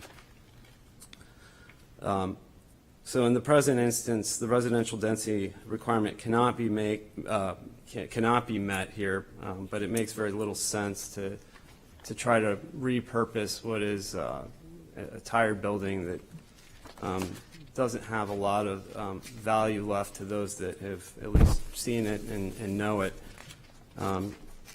So in this instance, we are seeking a trade-off of the commercial density for residential density. In the end, it will result in a less intense use of the property, a use that's more consistent with the uses that surround it as well. So for these reasons, I would submit to the board that there is no fair and substantial relationship between the general ordinance provisions and their application to this property and this under the circumstances. Granting the variances will be consistent with the public interest, the spirit of the ordinance. Really, the analysis here is, will it unduly and to a marked degree conflict with the basic objectives of the ordinance? In this instance, again, allowing 8 units on the property, it's a permissible use. Where we're not meeting the ordinances really on a dimensional requirement. The property will be made safer by limiting access along Lafayette Road, relocating Hoover Drive access as well away from the intersection. We're making, with the variances, the property more conforming from a dimensional perspective in terms of the setback of the building, taking parking and that uncontrolled access out of the primary front yard as well. As Eric pointed out, landscaping improvements will be made throughout the property, as you can see on the plan. That'll create better buffers to the surrounding residential properties. Open space will increase by about 12% from what exists. In addition, impervious surface will be reduced by approximately 4% with the removal of pavement in the front of the property and elsewhere. A new stormwater management system will be introduced to the property as well. I believe what is proposed will create a natural progression down from the Gateway district as well as the Westerly complex directly across the street and the other residential uses behind as well. The density that's proposed is very similar to the Westerly. They're almost actually identical. If you look at it, obviously this is a much smaller scale than what was approved for that property. So for these reasons, granting the variances would not alter the essential character of the neighborhood, would not be detrimental to the public interest. I think arguably it would have a positive impact on the surrounding neighborhood when you consider the impact that many other uses would have on the neighborhood. I would also just point out the obvious that it's going to add 8 new housing units as well to a very scarce housing market. So many people could see that as a benefit that is within the public interest. Substantial justice will be done by granting the variances. I can't really see any detriment to the public in granting the variances or any benefit in denying them. I think the only rationale really for denying the variances would just be to enforce strict compliance with the ordinance. But of course that kind of defeats the entire purpose behind why we have a variance process and why that's laid out. So in this instance, I believe the equitable balancing test weighs in favor of the applicant. Surrounding property values will not be diminished by granting the variances. To the contrary, I think evidence would support that surrounding property values would only be maintained or increase as a result of a new tastefully designed building like this. Also, all the site improvements that are being made, more open space, more green space, more landscaping, removal of a significant amount of pavement on the property, I think, as well as if you're looking at property, you're probably also looking at access, traffic flow. You know, what's this going to be like if I'm living around this property? And that, as demonstrated by the traffic memo, would be benefited by the proposed use versus historical use and many likely future uses that could be made of the property. I think you can use the Westerly also as a comparable. It has not negatively impacted surrounding property values. This is a scale much, much smaller than that, but I think you can at least use it as a comparable. So for these reasons, I hope you'll support the application that's before you. I'm happy to answer any questions. I know Eric is as well. And thank you for your time. Thank you. Other questions?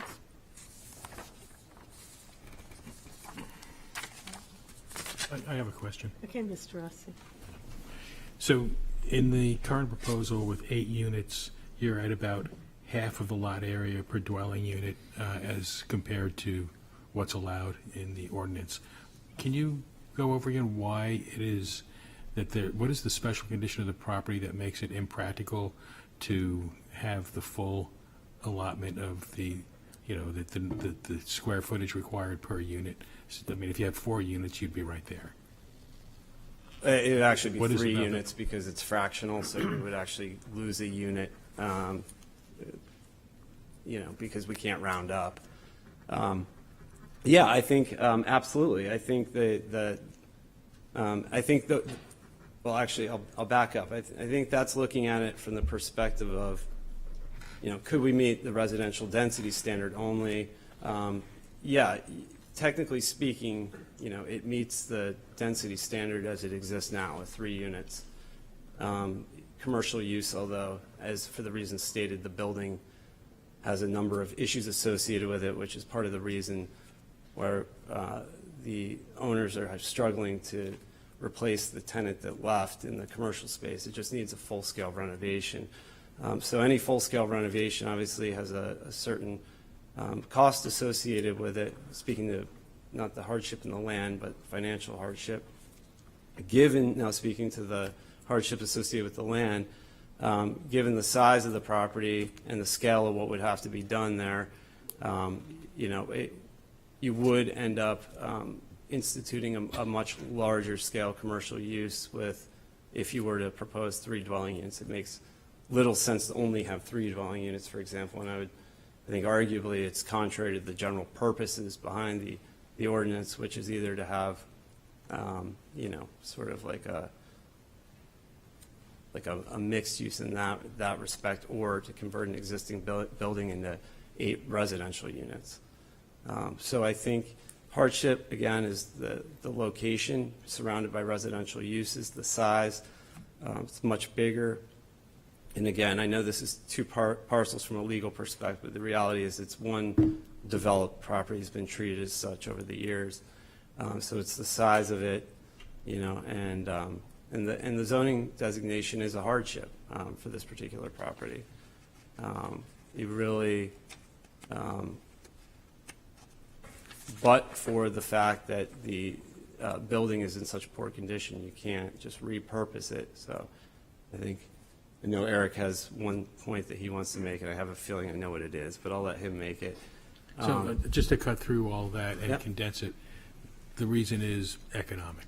No, the reason is that you have a very large property that you could combine a commercial use with, in addition to 3 residential uses.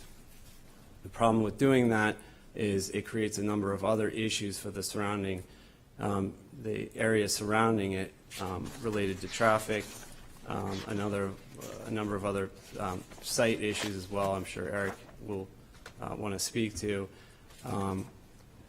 And again, the ordinance allows you to repurpose an existing building to up to 8 dwelling units by special exception, and it's a pretty low bar to meet with this property.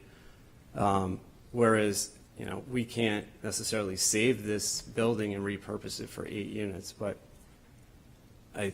we still meet the spirit and intent, and I believe that hardship does exist, that should allow us to at least replace that building and institute 8 dwelling units within it. I know Eric wants to speak to some of the physical characteristics associated with the property as well, but I'll let him address that directly.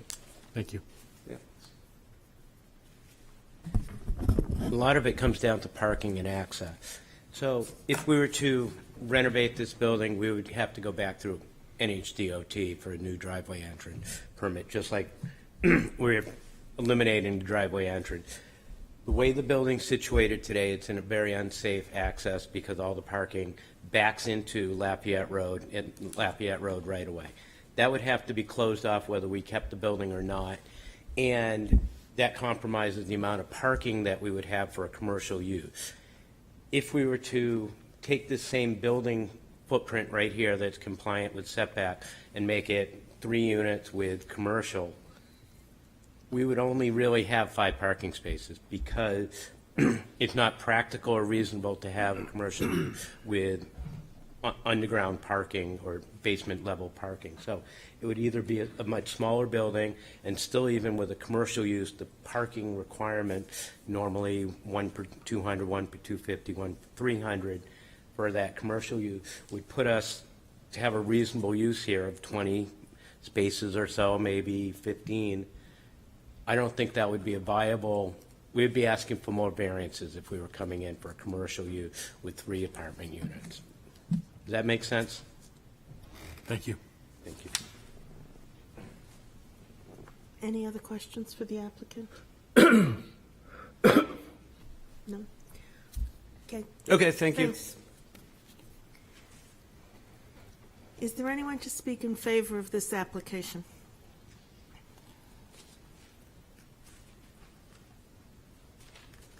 Good evening, Madam Chair. Greg Mahana.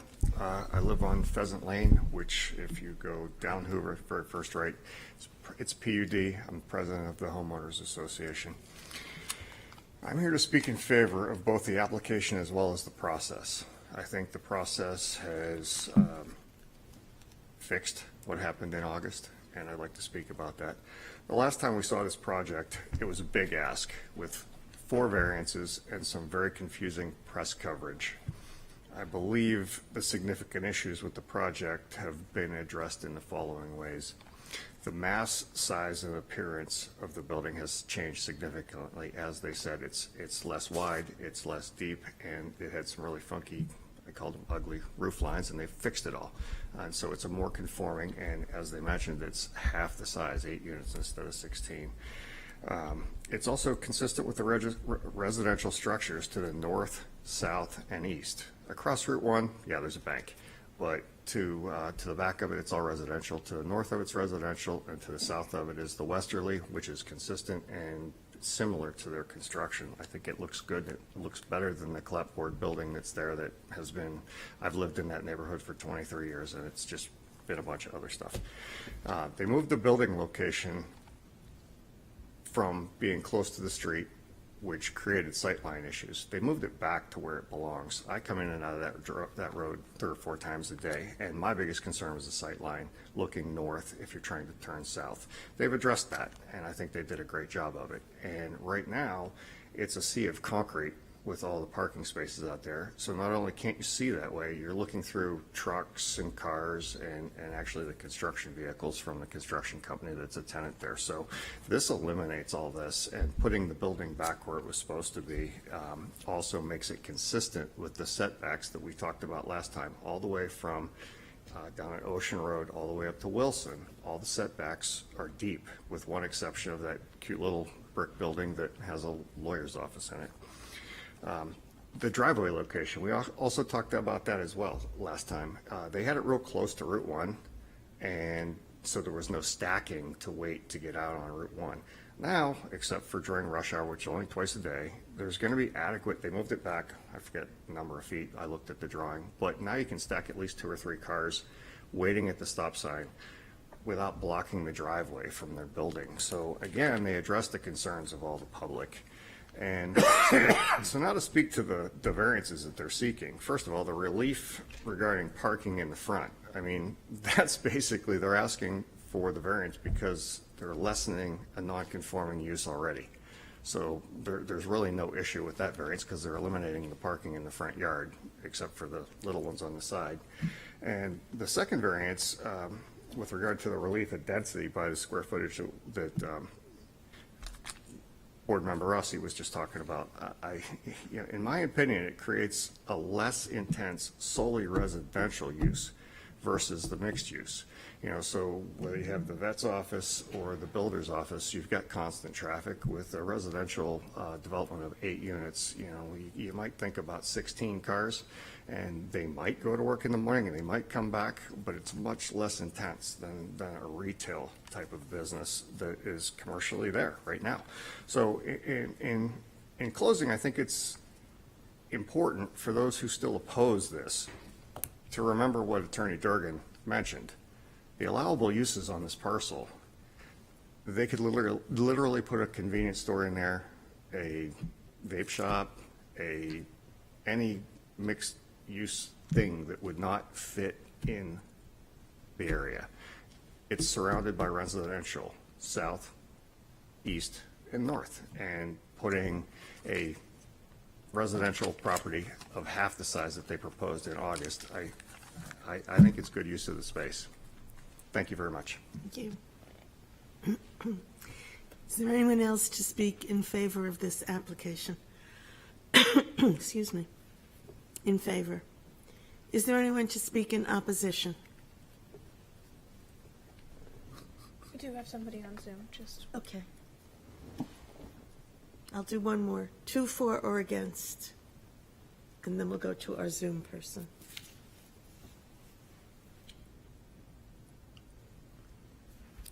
We will. Bill Downey.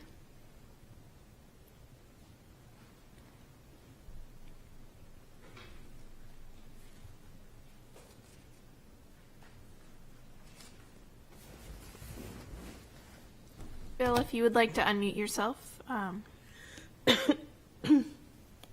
would be the time to speak to this application.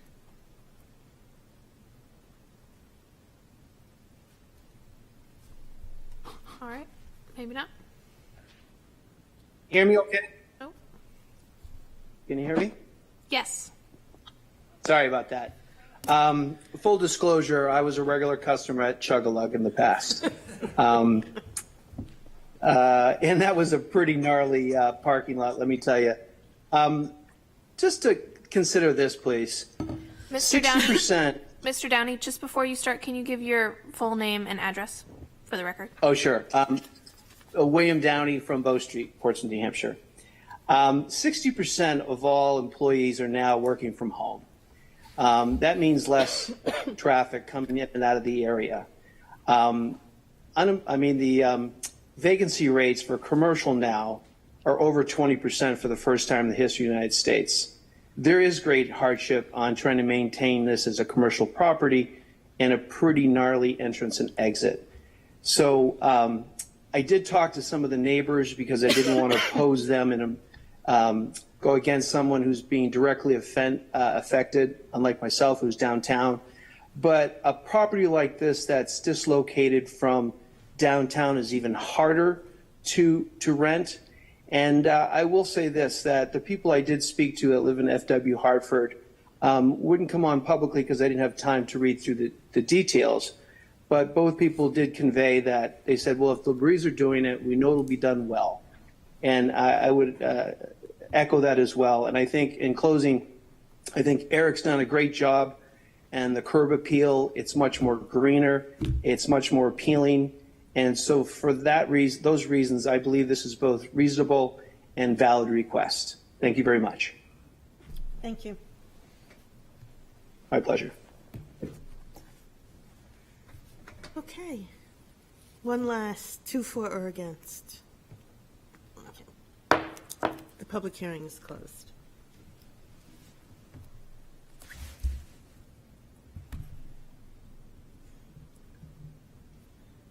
Mr. Metz. I'll make a general comment that I guess it relates to the lot area per dwelling unit, where it's actually interesting. Even though it seems like it's an intense ask to go from 7,500 square feet per dwelling down to 3,400 square feet per dwelling, given the context of it being mixed residential business, it's actually a less intense use of the property than if it were some retail establishment. So that definitely sways my opinion in terms of this being a residential project and being a good fit for the property. Okay, thank you. Anybody else? Thank you. Okay. I think was one of the few people, I think I may have been the sole person that voted for this the first time it came around. I have been very vocal about successive applications. When we receive an application and then a few months later we receive another application. That said, I can't really say that I see that here. I do sense a lot of good faith and hard work on the part of the applicants here to revise the application and to work with the neighbors. And so I'm heartened to see that, although like I said, I've been very concerned that we've been getting these successive applications. In this case, it's like just 4 months later, but I don't know how the board's going to go, but I did vote for this the first time, and if there's a motion to approve, I will vote for it again. So. But you don't want to make. No. Okay. Nice. Good try, Phyllis. Good try. Ms. Geffert. I'll make a motion to approve this project, in particular the variance from section 10.113.20 with respect to the parking that is located on the site under the new plan, accessible from Hoover Street, and variance from section 10.521 of the ordinance to allow for 3,430-foot lot coverage where 7,500 feet is required, are required. And Let's see if you get a second before Right, we and continue. then I'll get into that. A second. Okay, thank you, Mr. Ram. Go ahead. Okay, and the reason for this is under 10.233.21, granting the variance would not be contrary to the public interest. I primarily focus on the fact that we are removing the access from Lafayette Road, which I think is contrary to the public interest, and so this is quite favorable in my opinion. Granting the variance would observe the spirit of the ordinance. I will say that I take the point that MRB is the zone here, but the surrounding area is zoned differently, and this conforms to the spirit of that zoning. Granting the variance would do substantial justice.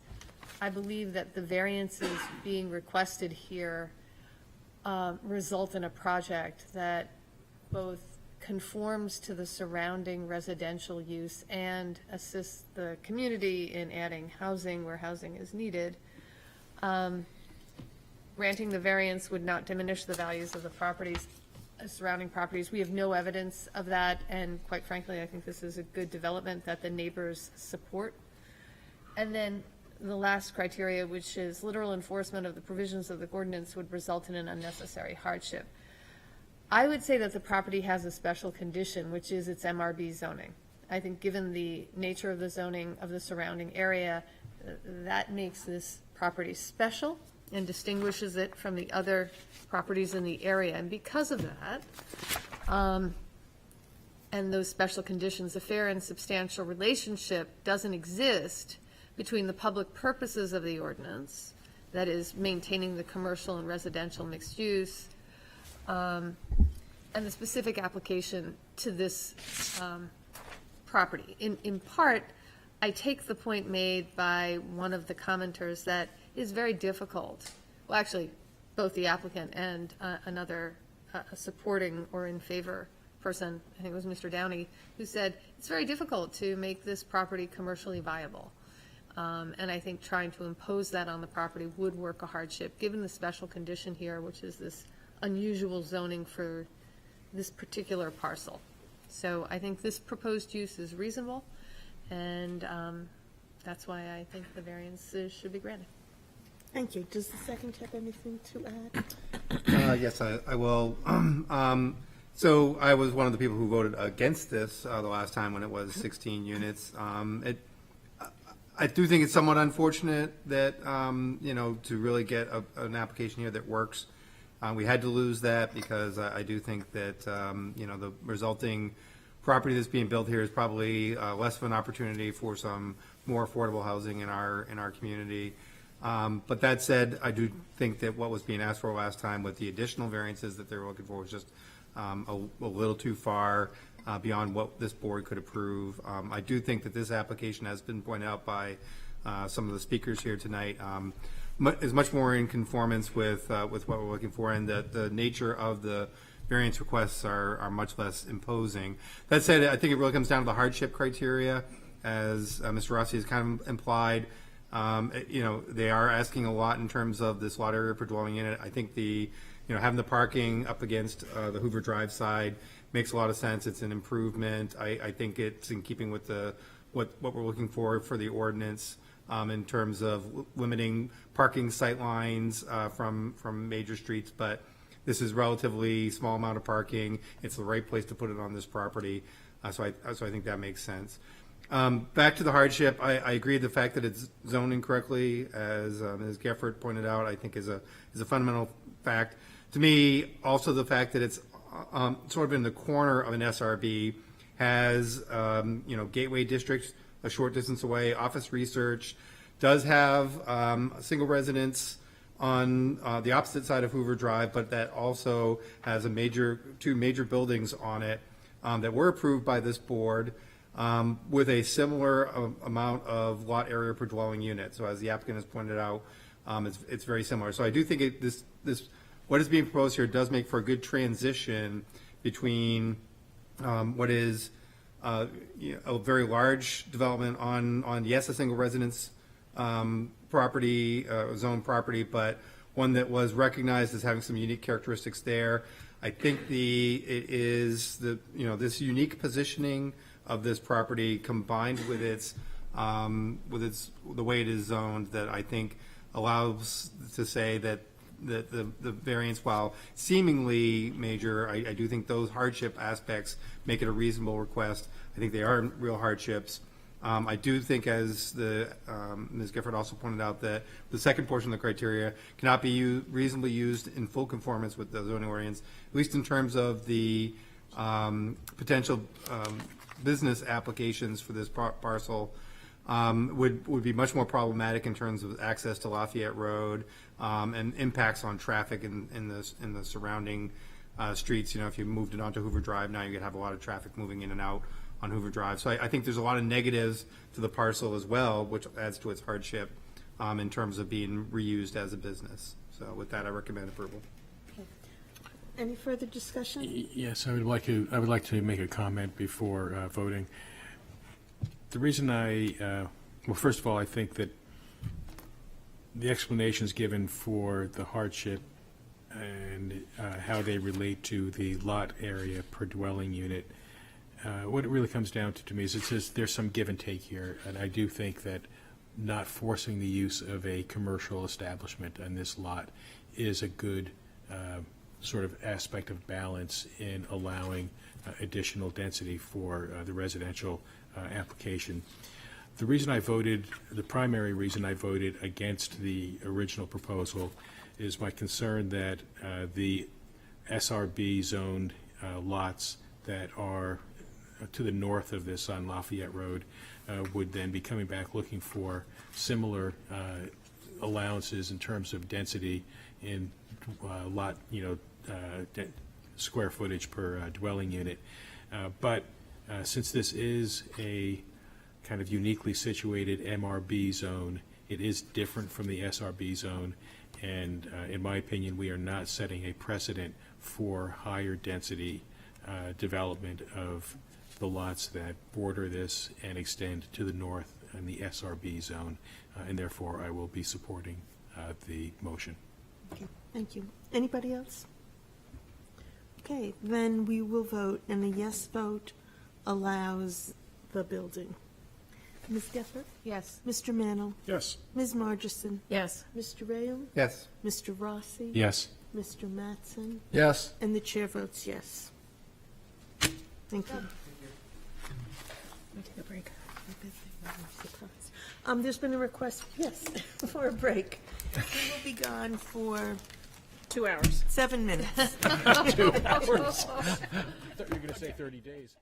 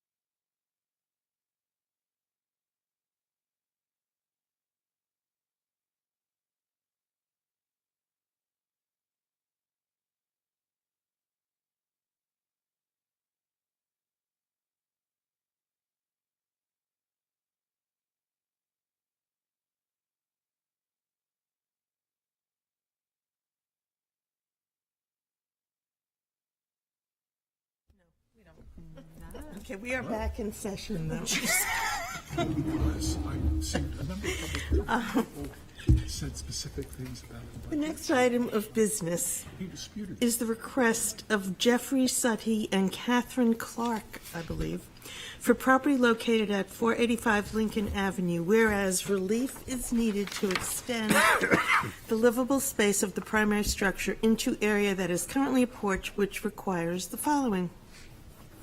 1, variance from section 10.521 to allow a 4-foot side yard where 10 is required, and 2, variance from section 10.321 to allow a nonconforming structure or building to be extended, reconstructed, or enlarged without conforming to the requirements of the ordinance. Said property is located on Assessor Map 134, Lot 49, and lies within the General Residence A District.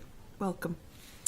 Thank you very much, and happy holidays, everyone. I'm Jeff Sutty, and this is my wife, Catherine Clark, and we are here requesting a variance from the zoning ordinance for our property at 485 Lincoln Ave for the enclosure of 74 square feet of an existing covered porch, changing the use of this area from accessory to primary. Section 10.321, we are requesting relief for increasing or expanding the non-conforming structure. The house is presently non-conforming as it extends into the west 10-foot side setback. The proposed enclosure of the porch would occur on this side of the house in that already non-conforming area. Section 10.521, requesting dimensional relief for the setback while the proposed enclosure would not change the footprint of the house or worsen the nonconformance. The enclosure would be located in an area of the house that is presently nonconforming as it extends into the 10-foot side setback of the west side. The small amount of proposed additional interior space will allow us to create a traditional mudroom at the entrance of our home and will also serve as a laundry room. We presently do not have a mudroom, and the existing laundry room is in our basement, and it is accessed by a steep, narrow stairs that is unsafe and inconvenient. The porch enclosure project would contribute to maintaining the 100-plus-year-old house with fresh paint and other upgrades. From an aesthetic perspective, the proposed change will blend in naturally with the character of the neighborhood.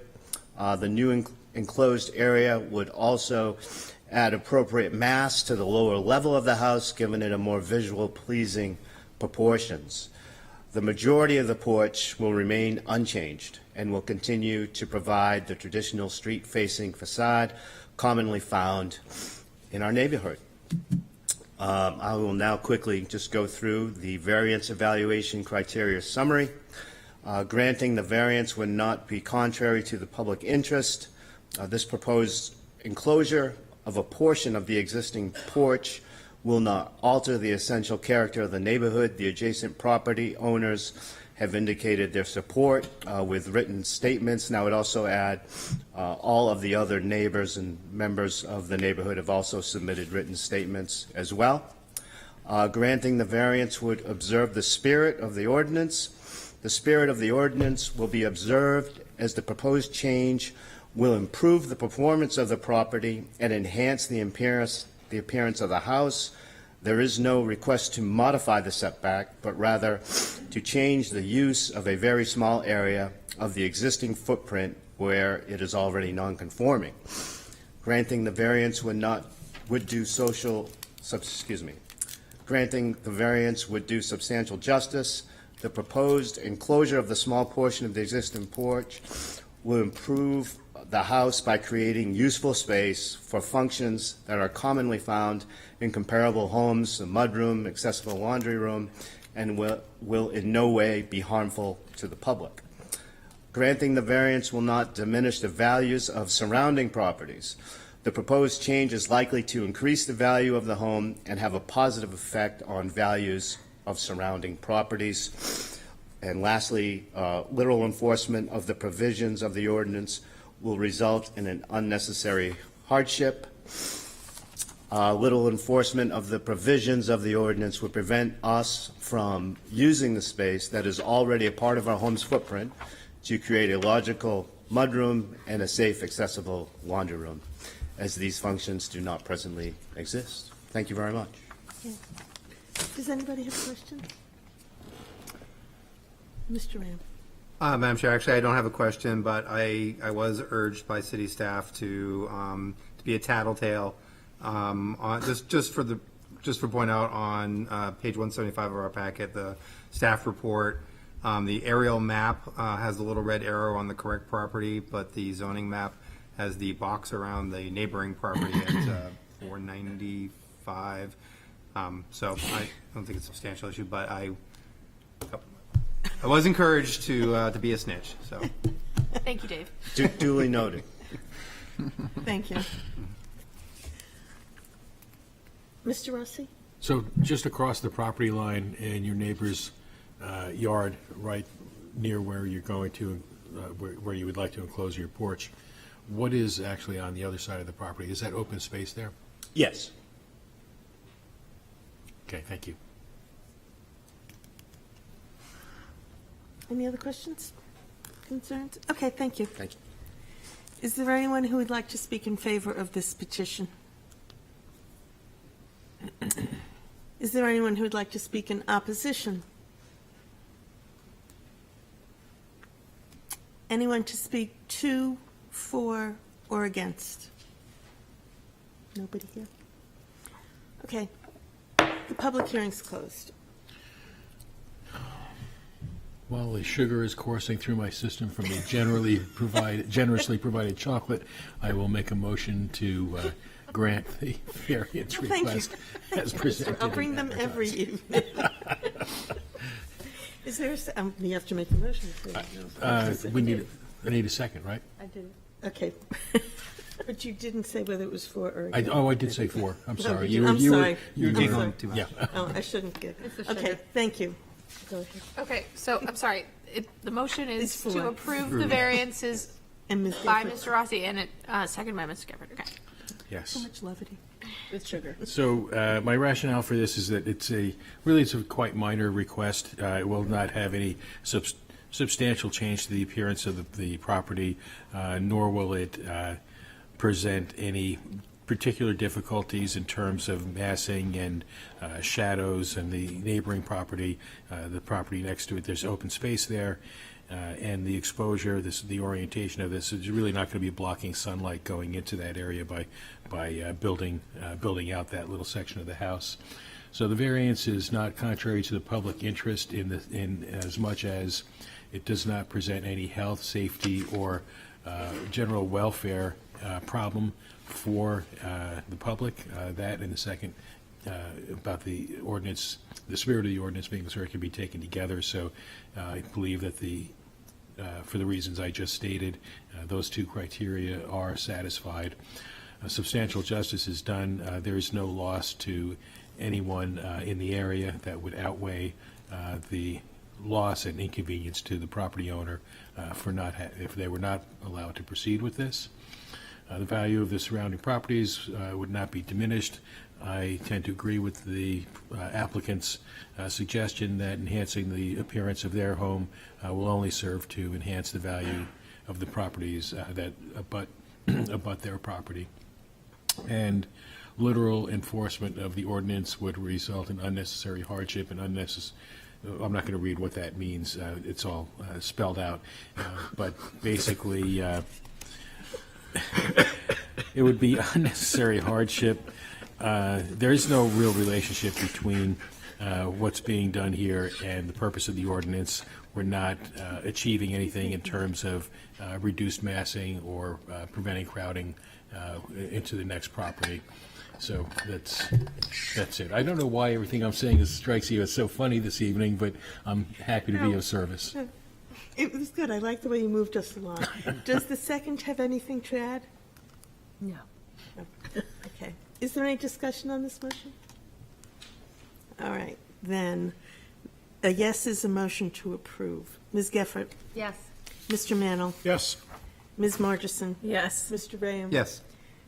Mr. Rossi? Yes. And Mr. Mattson? Yes. And the chair votes yes. You are approved. I'll tell you. Okay. I don't like this, I'm not going to read it anymore.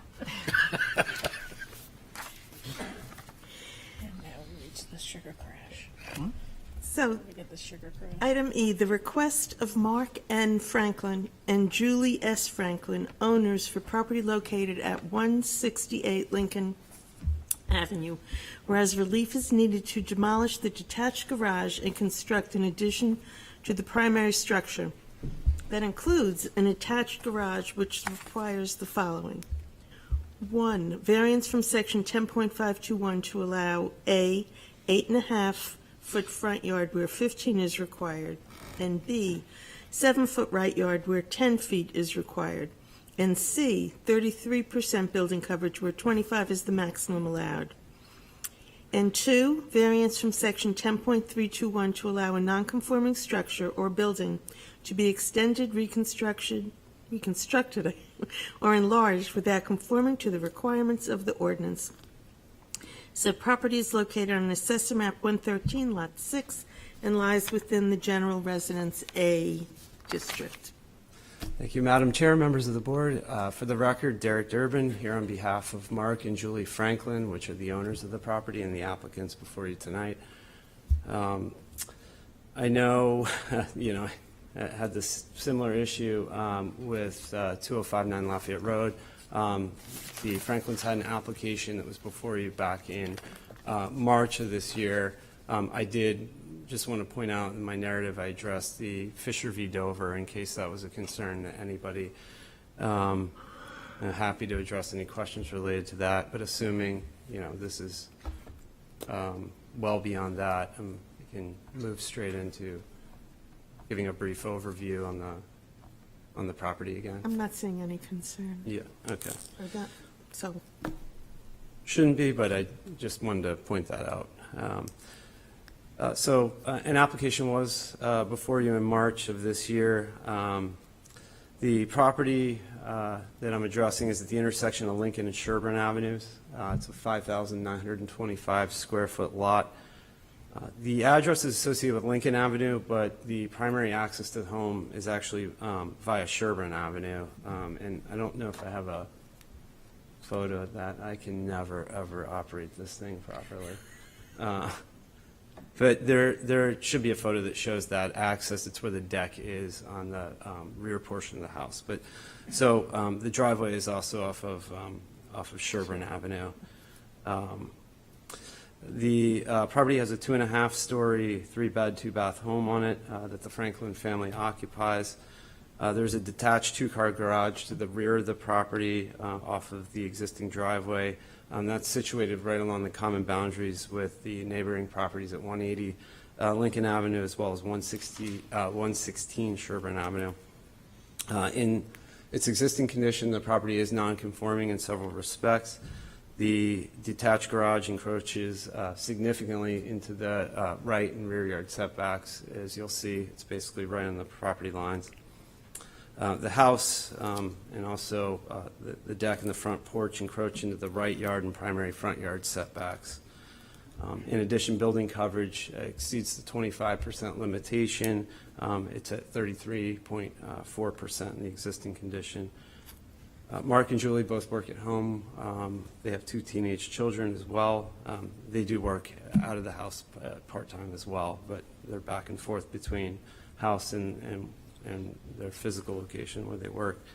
In order to make the home more functional for their family, they would like to demolish the rear deck and detach 2-car garage and construct a new 2-vehicle garage addition to the house with living space above on the Sherburne Avenue side of the property.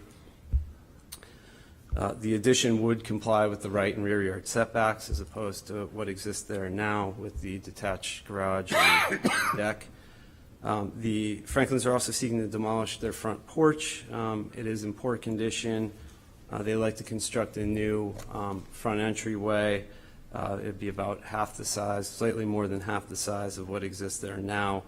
That front entryway, as it exists now, encroaches into the primary front yard setback. It's 7.5 feet from Lincoln Avenue, whereas the new entry would be 8.5 feet. You'll also see the Franklin's requesting a 7.4-foot right yard setback as part of the application.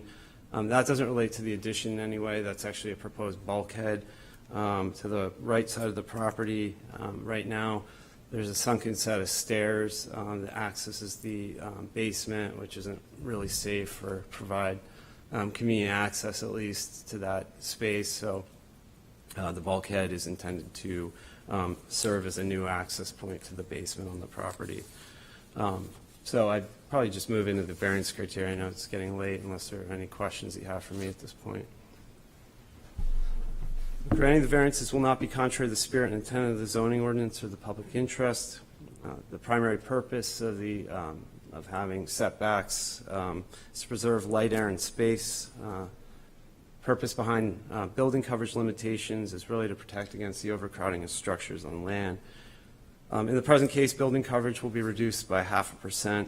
Open space will also be increased, but actually by more than that, by about 2%. In the proposed condition, the property will have 66.4% of open space, where 30 is required under the ordinance. And therefore, I think it's fair to say that there won't be any overcrowding of land with what's proposed. I did include an exhibit for reference as part of your packages showing the approximate building coverages as calculated from what we have for assessing records on surrounding properties. You'll see that most of the surrounding properties are consistent. Many exceed where the Franklins are at and what they're proposing. I think those that don't are really the outliers in this particular area of the GRA zoning district. I have to bring up a little bit of case law because I think it's important here. I've probably trotted it out before, but in the case of Bellinger v. Nashua, the New Hampshire Supreme Court stated, while we recognize the desired interrelationship between the establishment of a plan for community development and zoning, we believe that municipalities must have their zoning ordinances reflect the current character of neighborhoods. In some respects, I think GRA zoning does that, but in this particular instance, the building coverage standard does not. The new garage addition will be contained entirely within the applicable building setbacks, and the height, 27 feet and 1 inch, at the highest point of the addition will be 8 feet below what is permissible in the district.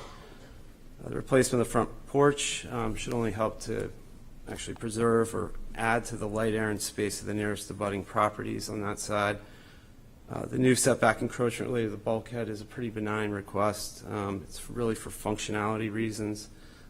It will preserve the light, air, space, wouldn't really impact the privacy of the nearest abutting property that would be affected. So overall, I submit to the board that the improvements will bring the property into greater conformance with the ordinance, that they are in keeping with the spirit and intent and the general objectives of the ordinance as well, but not alter the essential character of the neighborhood in any sense. I would submit to the board it would constitute an injustice, speaking of substantial justice criteria, to deny the Franklins the opportunity to make the home more functional and add on to it.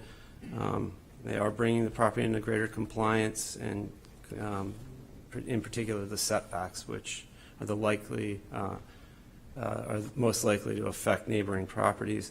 That new nonconformity related to the bulkhead, just to put it in perspective, at the highest elevation will be 36 inches above the ground. So it is pretty low to the ground, but nonetheless considered a structure under the ordinance. So there would be no public interest served by denying the requested variances. Surrounding property values will not be diminished by granting the request. The improvements should only enhance the value of the property as well as surrounding properties. Removing the detached garage, which basically sits on two property boundaries, should create a little more open space. It will certainly is not going to hurt surrounding property values, should only help to preserve them, if not increase them. You should have received a letter, I believe it was part of the public comment, which I read this morning, from Abigail Hackett, who is a real estate agent, also lives nearby, in support, but also speaking to that valuation criteria. Literal enforcement of the provisions of the ordinance would result in unnecessary hardship. Speaking of the special conditions, it is a corner lot, therefore it is subject to 2 different 15-yard front yard setbacks rather than just 1 and 2 10-foot side yard setbacks.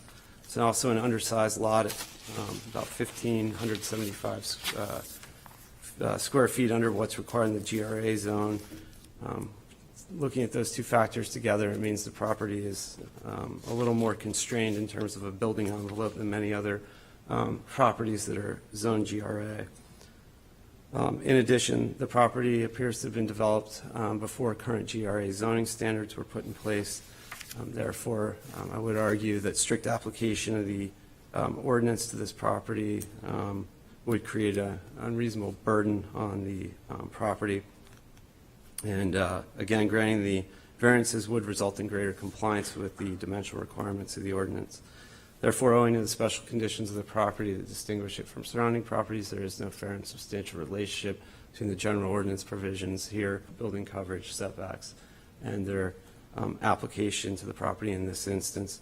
And finally, I would submit to the board the proposed use is reasonable, single-family home use that will continue in that respect and is a permitted use within the zoning district. So happy to answer any questions you have. I also should point out that I have Hubert Craw here as well, who's our architect, and can answer any design-specific questions. Are there any questions for the applicant? Okay. Okay. Thank you. Thank you. Is there anyone in the public who would like to speak in favor of this petition? Is there anyone who would like to speak in opposition?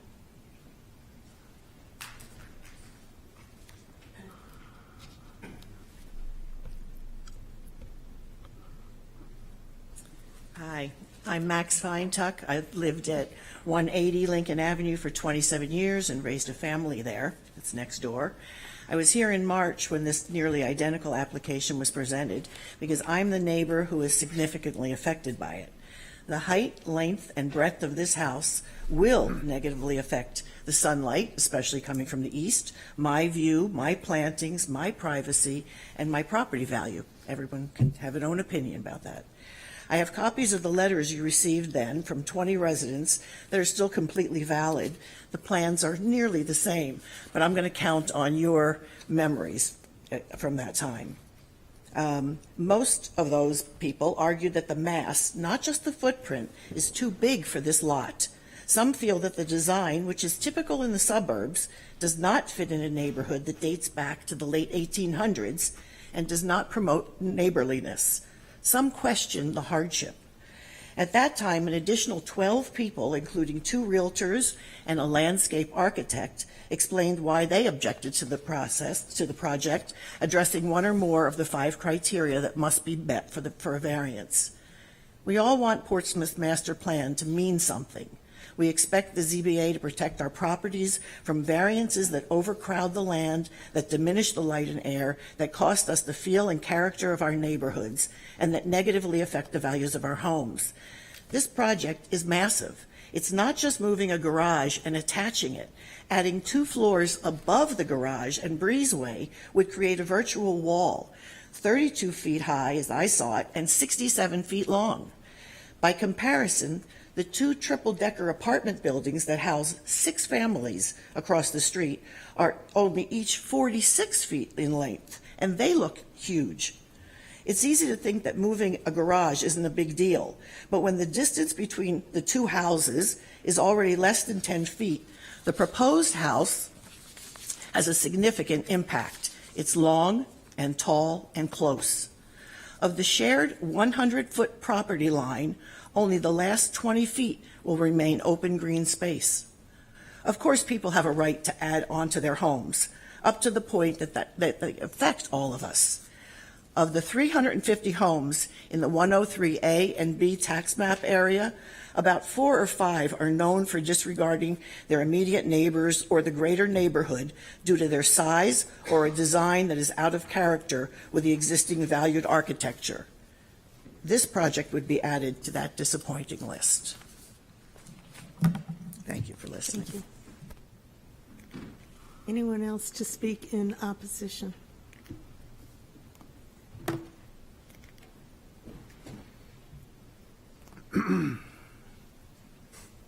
Esther Kennedy, 41 Pickering Ave. When I saw this and heard about it, it really kind of was perplexing to me. We were here in March, less than a year, and it was voted down at that point.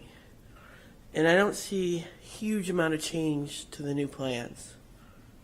So I guess I'm kind of perplexed on why we're re-listening to it. And I also, tonight and other nights when I watch this board, you know, this is all put in for a reason. And that reason is to try to figure out those qualities of our land use. And I don't know what the hardship is. I haven't seen the hardship. Even on the last one, what's the hardship? I don't have a laundry room? You know, I think that needs to be really looked at in accordance to our master plan. What does our master plan say? How does this fit in to the plan? Now, if Mr. Ramoon is right and we're moving in that direction, then let's change the master plan. Let's change the rules in an appropriate way versus just standing up there and making decisions that kind of are outside of our purview. So for those two reasons, I'm here to support Max. And I also think that we need to think about why this is being brought forward and really what is the hardship here. Thank you. Okay, thank you. Anyone to speak in opposition?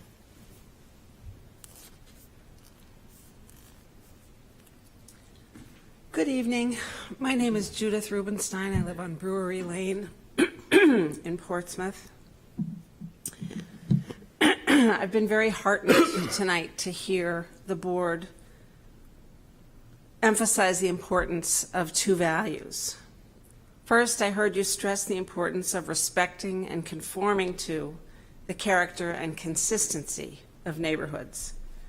The property in question here is in one of the most charming and iconic neighborhoods in Portsmouth. The proposed structure will not conform to the character of the neighborhood, to put it mildly. Second, I heard the importance of minimizing negative effects on neighbors. The sheer size of the structure, as you've heard, will create a negative effect. I simply hope that you will act consistently, and on those two grounds and more, deny this request. Thank you. Anyone to speak to, for, or against?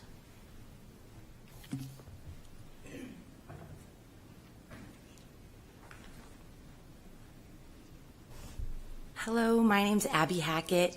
I live at 47 Elwyn Ave. I wrote the letter that you have in front of you. I'm a neighbor of the Franklins. I'm also a real estate agent, and I wholeheartedly speak in favor of their plans.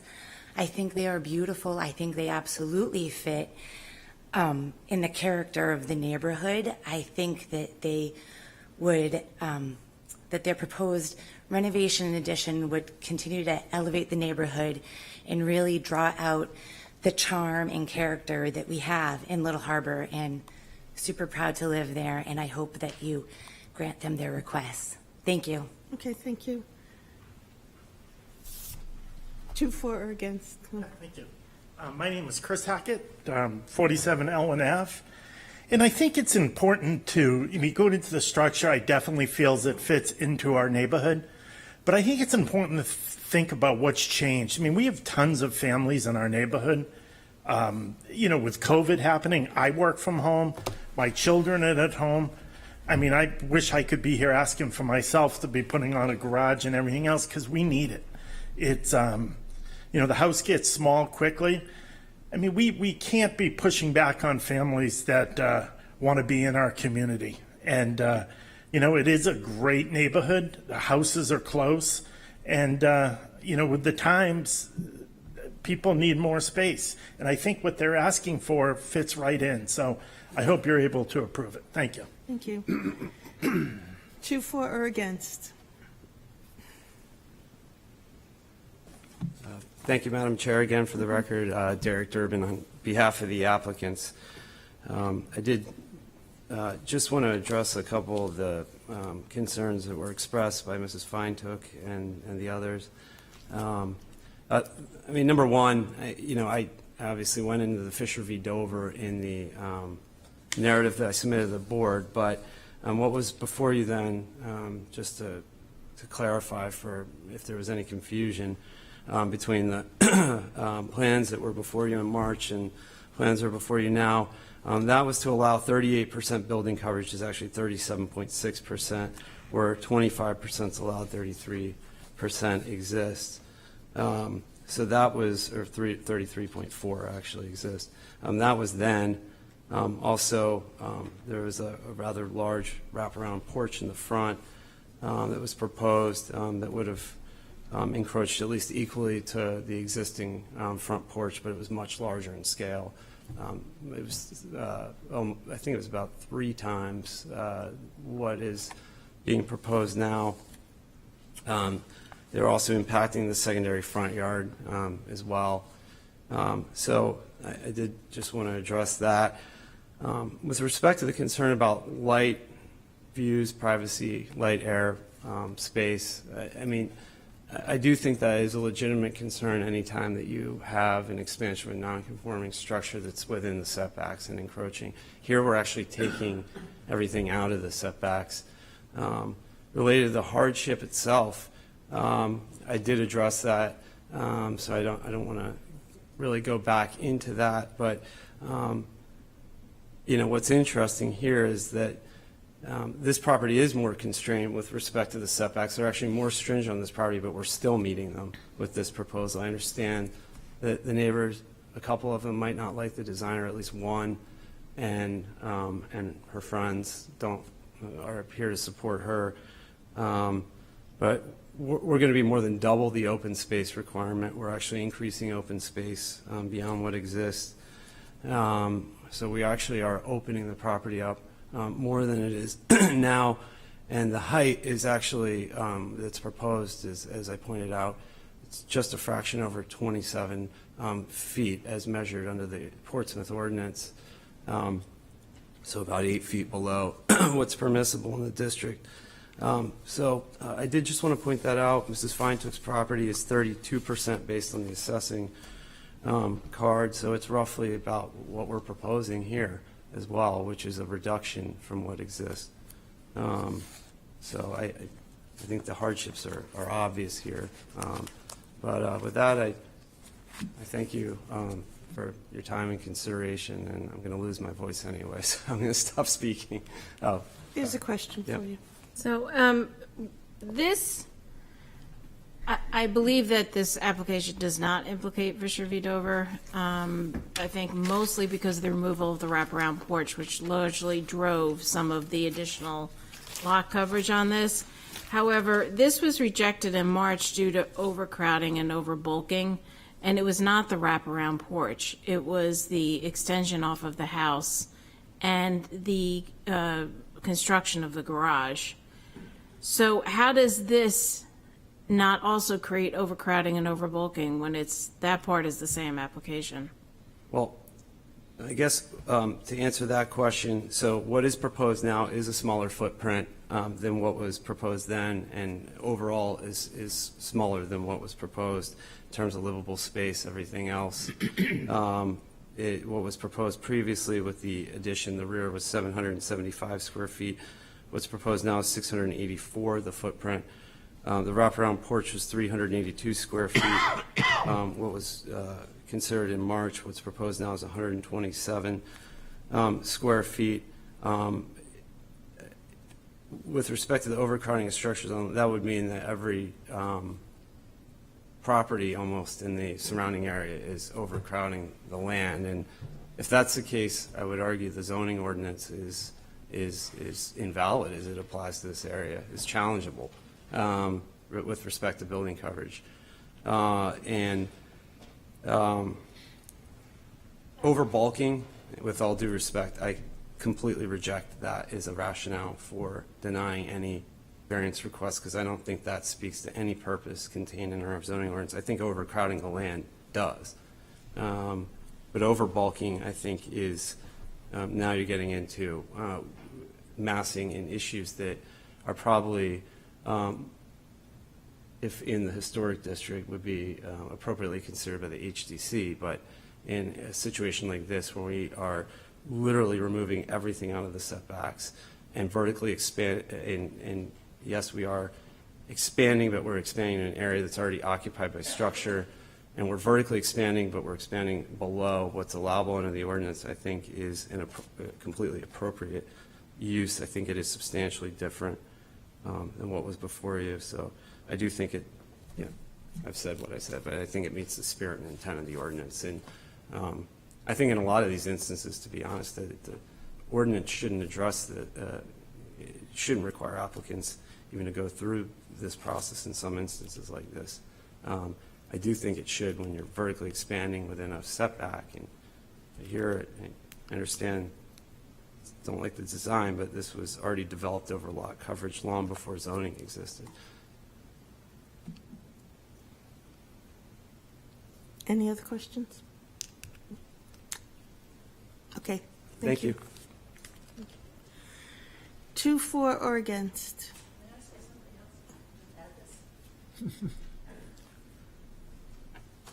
I think if you just look at the drawing, that is the picture of the house, not the floor plan, not the floor plan, but look at what would happen to my property next door to that. So you have to look at the side that does not have the garage doors.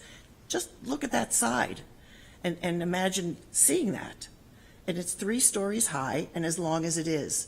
And then, of course, you can look at the other side where the garage doors are. And while people do have garages pushed back generally in Portsmouth, at least I've been driving around looking for things that even resemble this. And I made reference to the 4 or 5 houses that you can find that have 2-car garages, with pavement in front leading to the street. Most of them do not when they are attached like that. So I think just to call your attention to the side when I talk about mass or I talk about sunlight or privacy, look at that picture if you can. I don't know what page it's on. Thank you. Okay, thank you. 2, 4, or against? Public hearing is closed. So,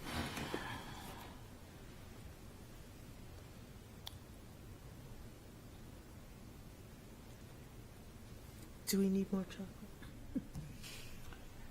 Do we need more chocolate? I said. You're not supposed to make me laugh. I will make a comment, or maybe it's a rumination. I think we frequently find ourselves on the horns of this dilemma where the variance relates to something like lot coverage. It reminds me of another case we were considering earlier this evening for a rehearing.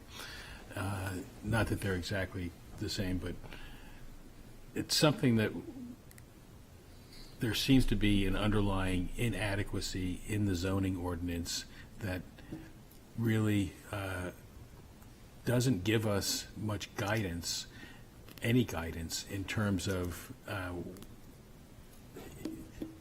factors like massing, or architectural design. If it's outside of the historic district, there's really not a lot that we have within our jurisdiction to allow that. So we're always kind of in this balancing act of, what can we consider and what can we not really have control over. And I think this is another one of those cases, which makes it difficult because I think every time we decide a case like this, we're kind of cementing a precedent that none of us are that really thrilled about in terms of allowing certain things to move forward that really don't, really have some problematic aspects to them in terms of massing and crowding, but are still in many respects within the the confines of the zoning ordinance. And for that reason, the standard logic that I would apply in looking at side yard setbacks and rear yard setbacks and so on and so forth, and looking for existing noncompliance and whether or not this increases or decreases the degree of noncompliance, are not really adequate for supporting the decision. So having the front yard setback go from 7.5 to 8.5 and the right yard from 1.5 and 8.8 to 7, the building coverage from 33.4 to 33 would normally be within something I'd feel very comfortable in saying it's less non-conforming, but because of these other factors which are not really reflected in the zoning ordinance, I feel that a stricter application of the things that are within our jurisdiction is warranted, and I will not be supporting granting this variance. Ms. Murchison? I will not either, because I think that the primary reason for us not addressing this in the first time has not been addressed in this reapplication. I took a tour of this neighborhood going down Sherburne Avenue, and the reality is that almost all of these lots have houses right in the front and have a lot of big land in the back. And I think that this really could alter the essential character of the neighborhood. I think there's just a lot of overcrowding here, overbulking, although apparently Attorney Durbin doesn't think that's valid. But I also, as I did the first time, I don't see hardship. I don't see hardship in trying to do, in putting the extension on this building. I think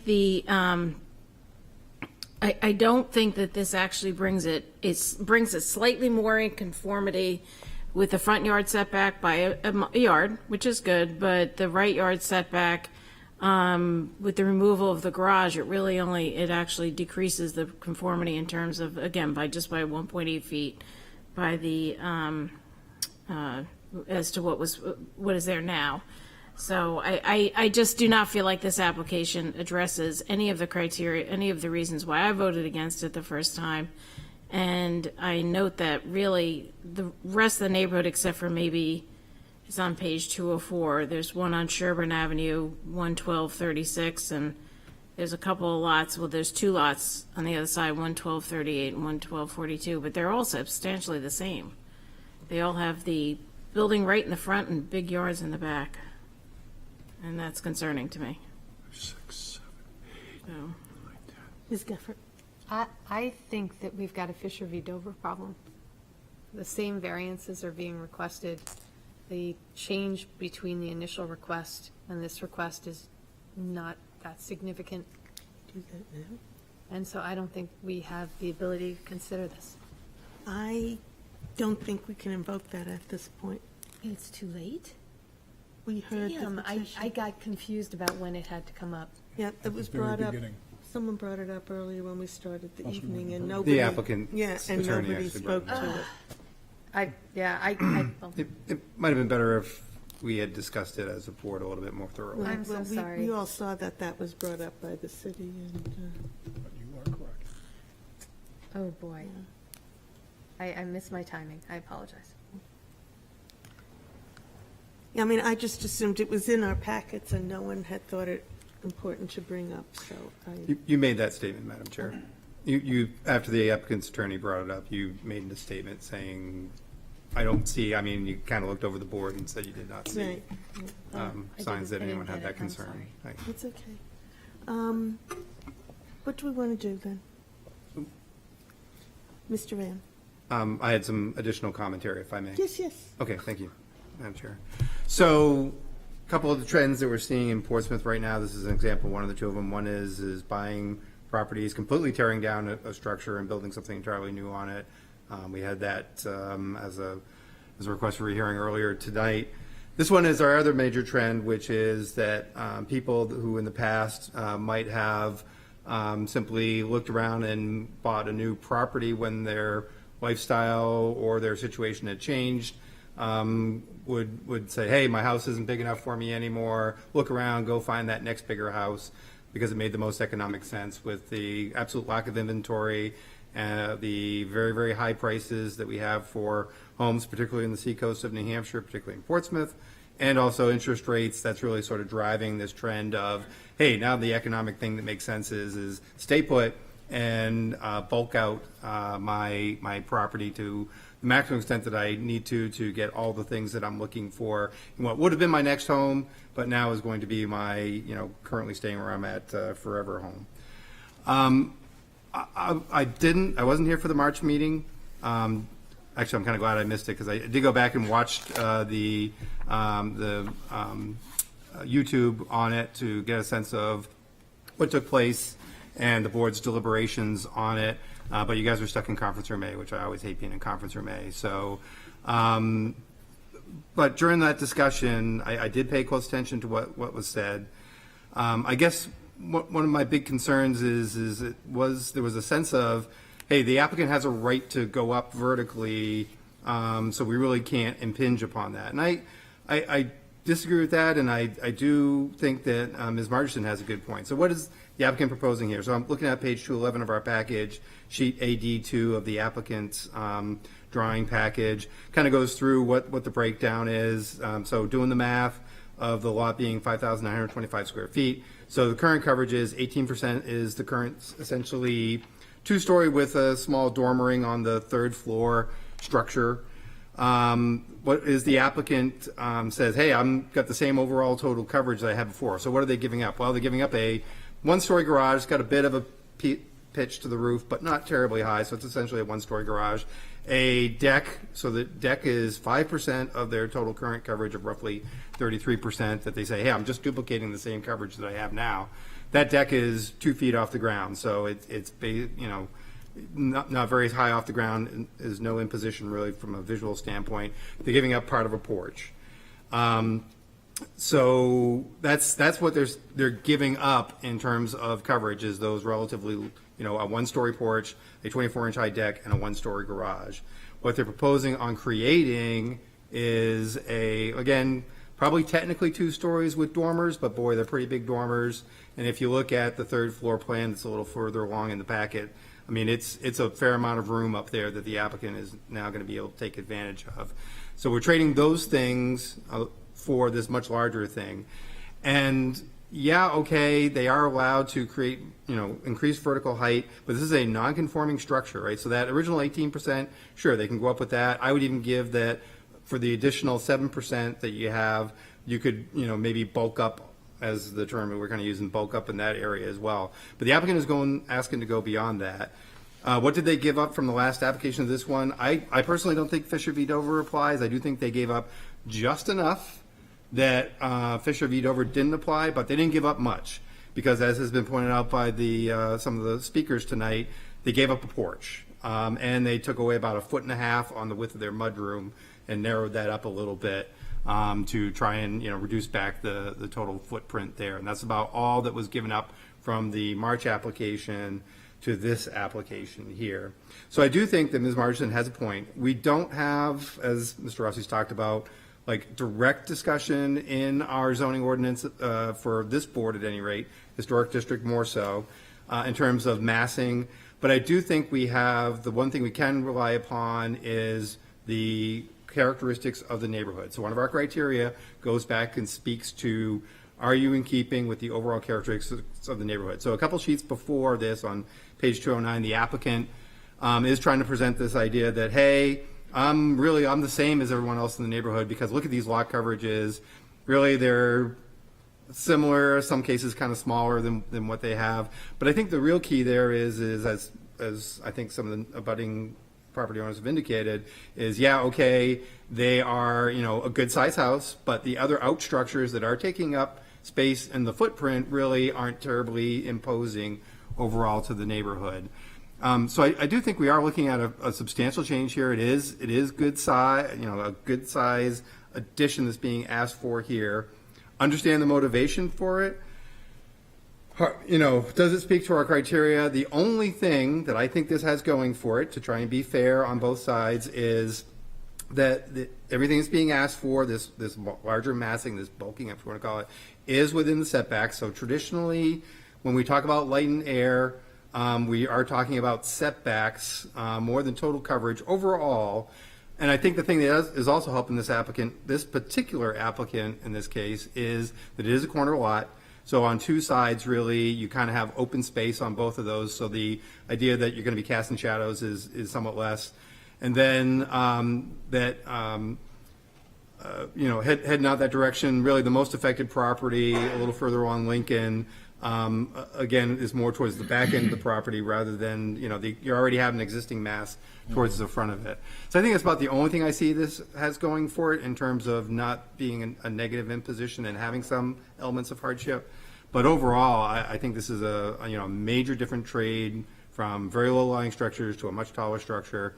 I don't think we are obligated to approve that based off of our other criteria of characteristics of the neighborhood. So my thoughts. A motion? Yeah, a motion. Anybody?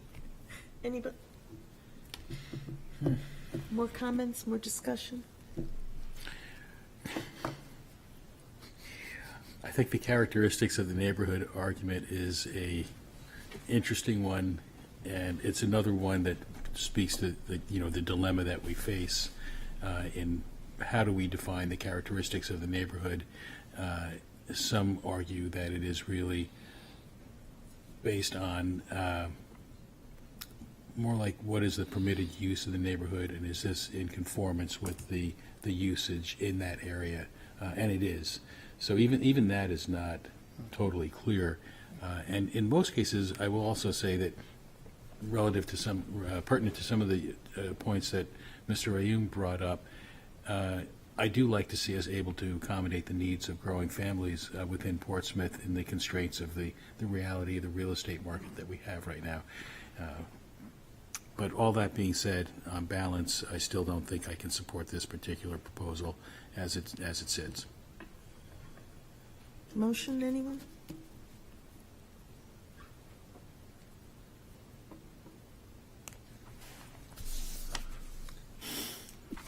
The sugar I'm not is looking kind at of- anyone. No, I think this is tough. I would encourage Mr. Rayum to make a motion, since I think he summarized the problem with the application. But All right. In the interest of moving things forward, I will say I'll make the motion to deny the applicant's request. I do have, as I pointed out, I do think there's some arguments to say that this should be approved, and I'm actually kind of on the fence, which is why I was not going to make the motion, but I think the pendulum's just far enough on the deny side, so I'll move in that direction. I'll second. Okay. So as always, a denial, really, you have to meet 5 criteria to be accepted. You only have to fail on one. The 2 criteria that we often consider together, and I guess I will say that it fails on both of them, as I already kind of spoke to, is granting the variance would not be contrary to the public interest, and granting the variance would observe the spirit of the ordinance. So again, towards that end, the massing that we're seeing here, and what's being, admittedly, there's in theory, an even trade here of total lot coverage, but the nature of the lot coverage that is being proposed here is significantly different, and I think that's what the problem is. And also, just looking around the neighborhood, as Ms. Margerson talked about, and I've been through the neighborhood many times, I think the look and the feel overall of the neighborhood, a couple of exceptions. I think there's, like a multi-family housing, couple of bits and pieces here and there that have been developed over the years. But really, the overall look and feel of this is a decent-sized structure, 2 to 3 stories with some outbuildings that probably do, in fact, take up more lot coverage than what would be allowed by the zoning ordinance. But again, because of the overall height and impact of them to the visual landscape and to their neighbors, represents a characteristic that is not as imposing. there might be some opportunity for the applicant to have a smaller addition brought on that would keep it closer to the 25% that is allowed, but even though this is only 8%, which doesn't sound like a huge amount, it does seem to take up a lot more room than just that. And again, the overall height and massing increases that we're looking at here, I think a negative aspect to it. Yeah, so I think that's the two criteria that I feel this fails on. Do you have something to add? Just well said, well stated, well thought out. I would just add, just explicitly, this, I believe this alters the essential character of the neighborhood, and the potential for other properties immediately surrounding it, Richards, Lincoln, and Sherburne to try and do the same thing is concerning and definitely altering the essential character of the neighborhood. Just to point on that, if I may, I'm always hesitant to say that we're somehow setting a precedent. I know it's tough not to feel like we're doing that. I really do think that we are very good as a board looking at each of these cases separately, as is our expected thing that we're going to do. And I'm not doing it because I think that this will start a cascade. I mean, as I pointed out, there is a lot of pressure to go and do this. I just think we need to be very careful, as always, to balance. But I think our zoning ordinance is still trying to tell us that, for at least for the moment, we want to keep that contained. Maybe in the future, from a more legislative aspect, our city council or planning board, everybody will say, you know what, here's the trend, here's where we need to go, here's why it's important, and change around the nature of our zoning ordinance so that perhaps this type of development would be more palatable. But I just see what our ordinance is currently telling us, and specific to this application, that it's just not quite there. Any further discussion? Yeah, gosh, I've been all over the map on this one, and I'm still wandering around on the map. So I don't think I can support the motion as presented, primarily because I'm thinking about the chessboard here and what this looks like for the property owner and the applicant. And I think that I can't see how they could come back. Like, let's say let's hypothetically say, I don't know if they have any interest in this or not, but let's hypothetically say that the property owner wanted to say, okay, you know what, the bulking, the massing, it's too much. I'm going to lower the height of this and fix that. Well, if they did that and came back to us, they would be asking for the exact same variance that they're asking for right now. And they would run into a Fisher v. Dover problem. And so there's really no way for them to remedy this if we move forward with the motion as it has been stated. And I personally don't think that's fair, so I cannot support that. I guess I would just add that I'm also on the fence about this one.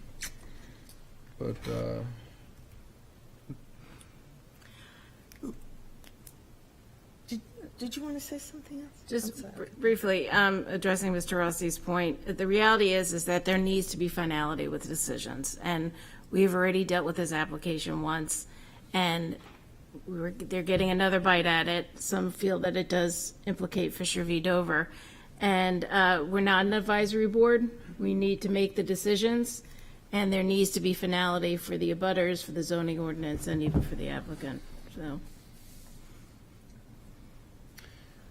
Mr. Ram, I think your hand was up before. It was. I was just kind of echo some of the things that Ms. Marston just said. I guess, I never want to say anything is final. I mean, there is reasonableness in all things that I think this board does. I think that's probably the single most important thing that we want to try and do within the confines of the law, within the confines of the court cases, is to hear people and then try and be as reasonable as we can. So I guess I would not say that there would be any finality to a Fisher v. Dover if this application is not approved. But that's, as Ms. Marston points out, this is their second chance at trying to get something that would make work for this board, and potentially, if this motion were to be granted, strike it.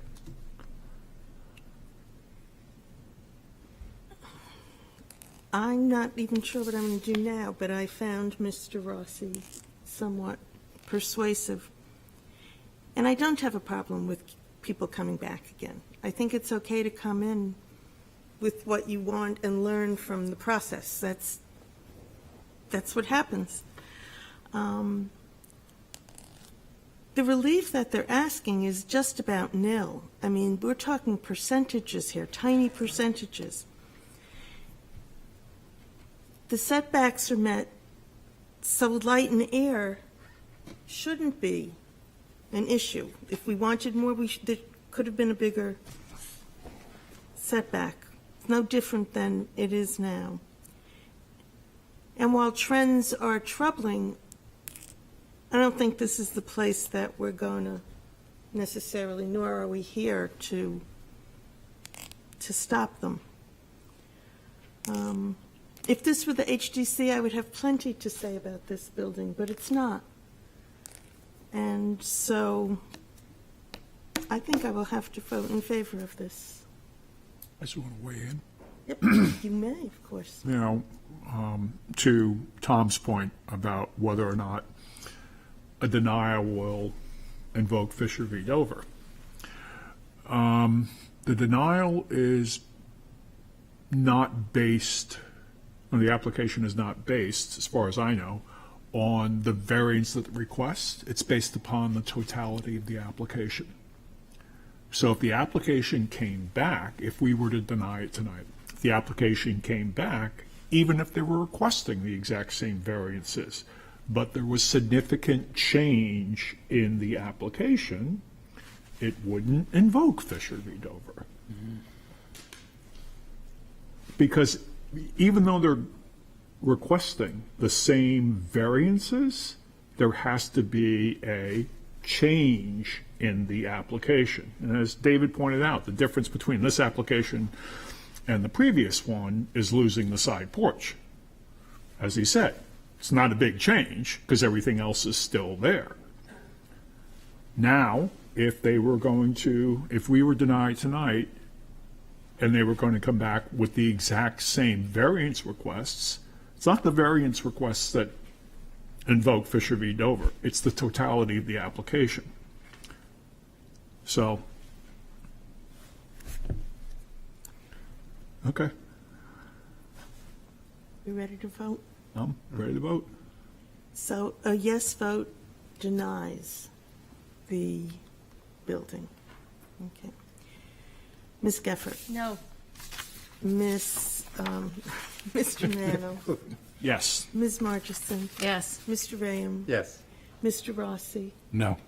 Mr. Mattson? No. And the chair votes no. The motion failed. The motion failed. So, would somebody like to make a positive motion? I'll do it, because we got to go home. The only difficulty I have is that I missed the Fisher v. Dover moment, because I don't think we've gotten there. But I am persuaded by Mr. Rayon's 5% is enough. And so, and I will make a motion that we grant the variance. And I will explain that if I get a second. Is there a second? Okay, you have your second. Mr. Okay, thanks. Mattson? So, let me overall say that our zoning ordinance doesn't deal with the bulking thing. And I think that we cannot create zoning that we want. We have to deal with the zoning that we've got.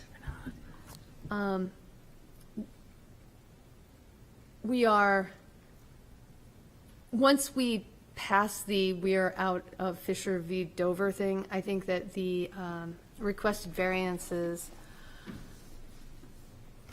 are not contrary to the public, no, wait, let me stop. They're not contrary to the public interest, because the public interest, as manifest in the zoning ordinance, doesn't deal with the fact that you've got a bulky thing. And so the zoning ordinance, if you consider it to be in the public interest, allows for this minus some small dimensional setback items. Granting the variance would observe the spirit of the ordinance. I think the same logic that I just gave for why it's in the public interest also falls into that category. This is the ordinance we have, not maybe the ordinance we want for this particular application, and the spirit is satisfied. Granting the variance would do substantial justice. On that front, I take Mr. Rayom's point to heart, that if somebody wishes to remain in his or her house, or rather change the characteristics of their living situation, given the real estate market, it is very hard to find a new house. And so justice is served by allowing this homeowner to continue to reside in their house and to make changes necessary to support their family. Granting the variance would not diminish the values of the surrounding properties. So we have competing assessments, one from a real estate person and her spouse, and one from a neighbor. And I will say that since we have equal evidence on both sides of that, it comes down in favor of a neutral. And so I can't give that a no. And then lastly, litter enforcement of the provisions of the ordinance would result in an unnecessary hardship. Quite frankly, I think this is a very tough criteria. And I go back to Mr. Rayom's statements that it is very hard in the current real estate market, in fact, a substantial hardship, to try to find a larger home to accommodate a family because real estate values are so high, and it is a hardship to ask a family to have to move if they want to do that. And here, where the zoning ordinance is only minimally different from what these people are asking for, I just think that special circumstances exist and that the proposed use is a reasonable one as a consequence. Does the second have anything to add? Yeah, I'll just add that this is a more modest application than previously. They're asking for less number of variances, and the amount of relief is, so basically this is becoming closer to conforming than the previous application, as well as to what's there.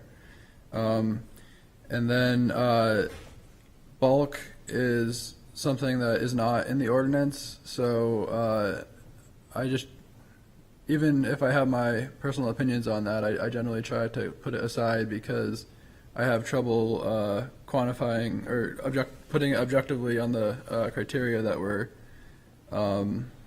tasked with voting on.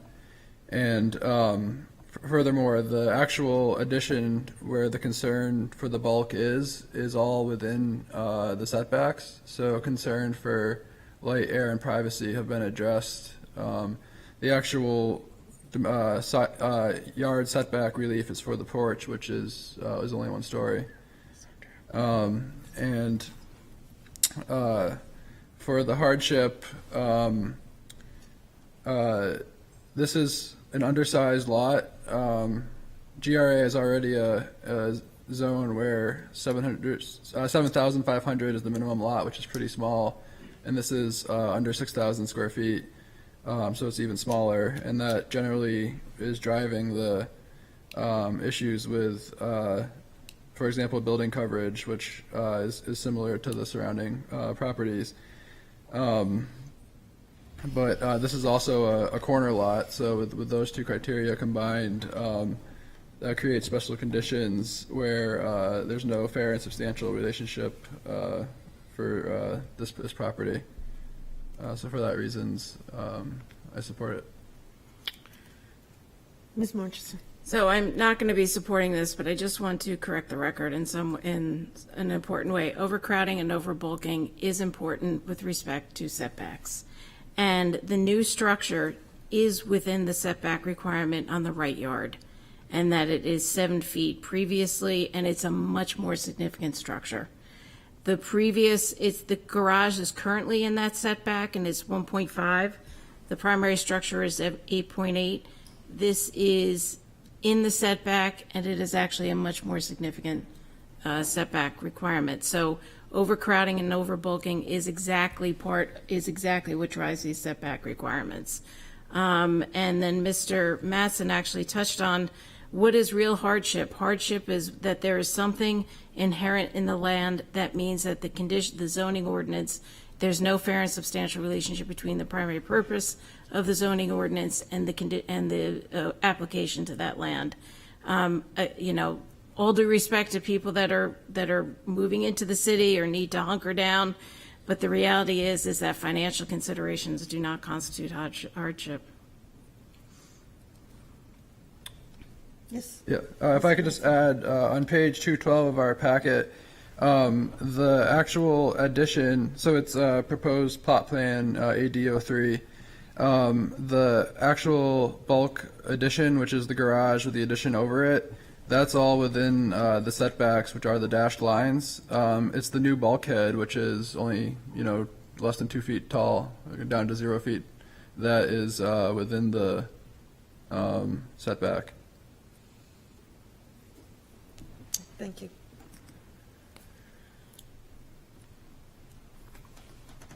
Anybody else?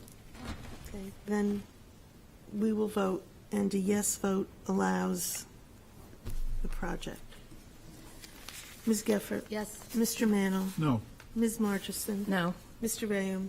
Almost converted, but I will still say no. Mr. Rossi? Oh, Lord.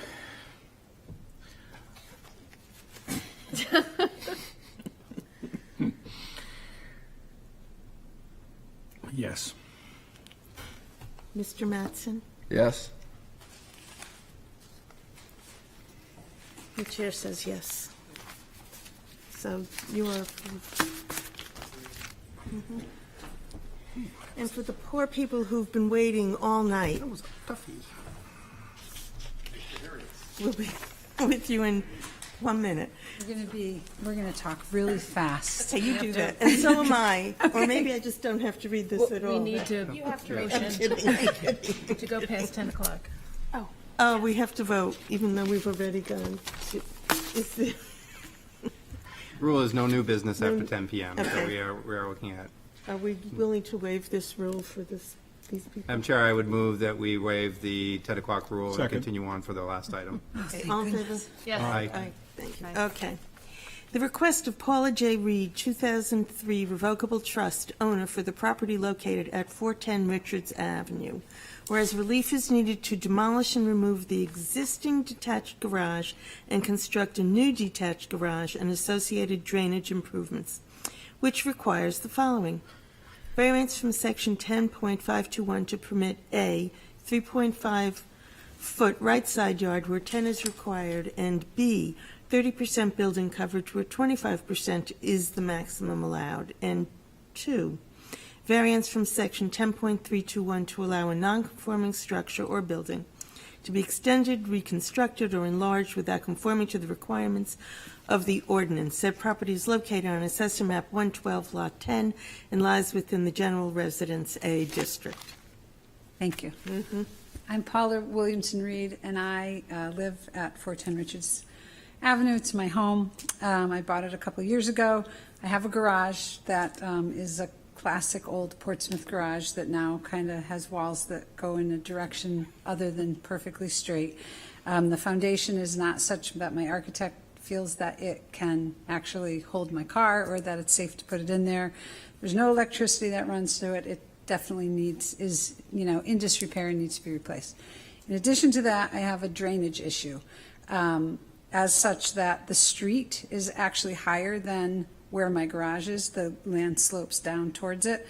And I have, which I think there's a picture in the packet, a series of roofs that come down, and I get water that collects at the gate into my side door and in front of the garage and in my walkway. There's no place to put, if I put gutters on, in order to put gutters on that, I have to bring them down, and there's a brick walkway there that I have to now dig up and actually put in underground drainage in order to drain this back. I can't get equipment in to dig any of this up because of the garage and because of how tight that is. And so what I'm proposing to do is tear down the garage, solve the drainage problem, erect a new garage that is essentially just a slightly larger than the one that's there to accommodate, a contemporary, ordinary garage that you can actually put a car in, that is more aesthetically consistent with the house that's there, which the one that is there is not right now, and that's built to current building standards. My architect indicated that the one that's there, because of the pitch of the roof and whatnot, you actually, to construct that same garage right now, you would need to actually put steel in for it to hold the snow loads because of the pitch of the roof, and you would end up with this even smaller space than it is right now. So to actually get a working garage, it does need to be a slightly different construction than it is right now. So I am addressing, that's the project, basically. My attorney and friend, Chris Weiskel, will talk about kind of the variances, so I don't have to get into that. Okay, thank you. Thank you. Talk fast. Good evening. My name is Chris Weiskel. I'm a lawyer in Dover, New Hampshire. My law firm and all is stated in the application I submitted on behalf of Paula, and my letter that supplements the application addresses the criteria, which I won't repeat completely, but I wish to supplement and add some things and make one correction also. So I wanted to address the criteria specifically. My correction is right before my criteria are addressed on page 4 of my letter, where I said that the slight widening, less than a foot, which is going to be toward the inside of the lot, and the heightening by less than 3.5 feet. It's actually by 2.5 feet, as defined by zoning, and the staff memo correctly points that out. So my typo. Listening to your deliberations this evening, this board is well aware that the criteria that the variance not be contrary variances to dimensional relief requests for setback relief and lot coverage, not be contrary to the public interest, and be consistent with the spirit and intent of the ordinance.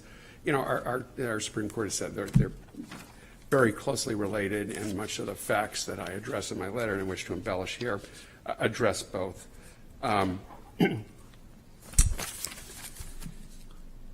It's not Paula's burden to show that it is in the public interest to grant the variance, just that it's not contrary to it, and the not altering the essential character of the neighborhood has been often discussed tonight, and wouldn't to a marked degree conflict with the basic premises of the zoning ordinance. Paula's lot is smaller than a lot, but its 50-foot frontage dimension is not uniquely characteristic for the Richards Avenue neighborhood. I included in my packet the 1898 plan that's recorded at the Rockingham County Registry of Deeds that created these neighborhoods. And over time, I included the tax map as an exhibit also to show that some of these small, narrow lots have been combined to create larger lots and been developed, you know, by putting some of these lots together or whatever. But given the dimensional requirements of the zone from which relief is requested, this general residence A zone requires typically 100 feet of frontage. So Paula's lot is half that. It requires 10-foot setbacks. If you subtract that from what the zoning ordinance would deem reasonable for the zone, you take 20 feet, 10 from either side from a 100-foot lot, and you got 80 to work with. If you take 10-foot setbacks from either side of a 50-foot lot, you only have 30. And her existing garage is already 3.5 feet from the property line. Her modest replacement of a little bit longer structure is a reasonable thing to do. It's not, I included as my exhibit 10 a series of pictures that I just took driving around her neighborhood, Miller Ave, Richards Avenue, showing that there are many many garages in the neighborhood. Some of them older, and some of them in a disrepair state like Paula. A lot of them newer, presumably, you know, erected with zoning relief or whatever. Most of them right very, very close to a property line. Some of them 2-car garages, some of them 1. Some of them with additional storage over, some with much more steeply pitched roofs, and some not. So Paula's modest, you know, change in new construction is not going to alter the essential character of that neighborhood. From a setback perspective, because so many garages are so close, from its style and appearance, if anything, it ought to enhance the essential character of the neighborhood, because we're going to take a dilapidated structure and put a nice new one in with a smaller or a little more steeply pitched roof that's more in keeping with her house, as the pictures demonstrate. In terms of lot coverage, it's a modest increase. The zone requires that the maximum building coverage be 25% of the lot. Currently, as your staff memo points out, it's 28.3%, and the lengthening of the garage would increase the building coverage to 30%. Paula, at the suggestion of some of the planning staff with whom she met, looked at some of her neighboring properties. I can submit this for the record to the calculations. I'll just briefly, to show our calculations, briefly summarize it. But she's at 410 Richards Avenue. A little closer to town are the properties located at 308 Richards, 318 Richards, 318 being at the corner of Richards Avenue in Lincoln, and 245 Lincoln Avenue, which is abutting the one right on the corner. Respectfully, those lot coverages are 31.9%, 31.3%, 37%. So, going to 30% with this slight enlarged garage is not out of character for the neighborhood. If you go over to Miller Avenue, up the property at 260 Miller Avenue has a 35.9% lot coverage. So if I may give this, Yes, to please. just so to be submitted for the record. Thanks.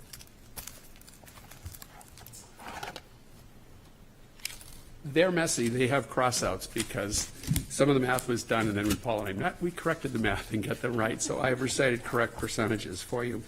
Another interesting thing I want to point out that I think is in keeping with the spirit and intent of the ordinance is that for the zone, open space, a minimum of 30% is required for the zone. Currently, the lot coverage is, the open space is 59.7%, as your staff memo points out. By enlarging the garage slightly and increasing the building coverage from which a variance is required to go forward with this plan, the open space only goes down to 58.3%, which is far in excess of the required 30% minimum open space.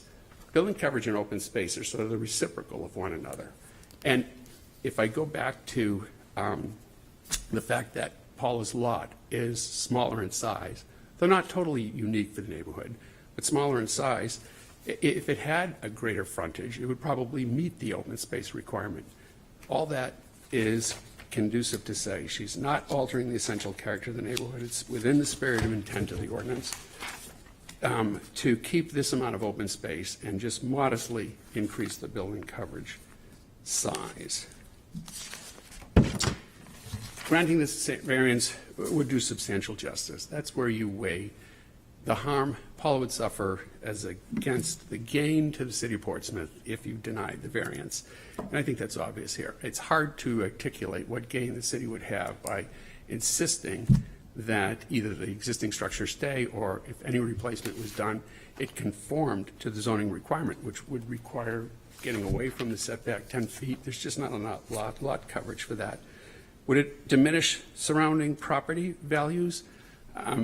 New Hampshire law is clear that you, as board members, can take into account your own expertise and experience for the city to know whether or not property values would alter by this. And I dare say property values in Portsmouth will continue to go up.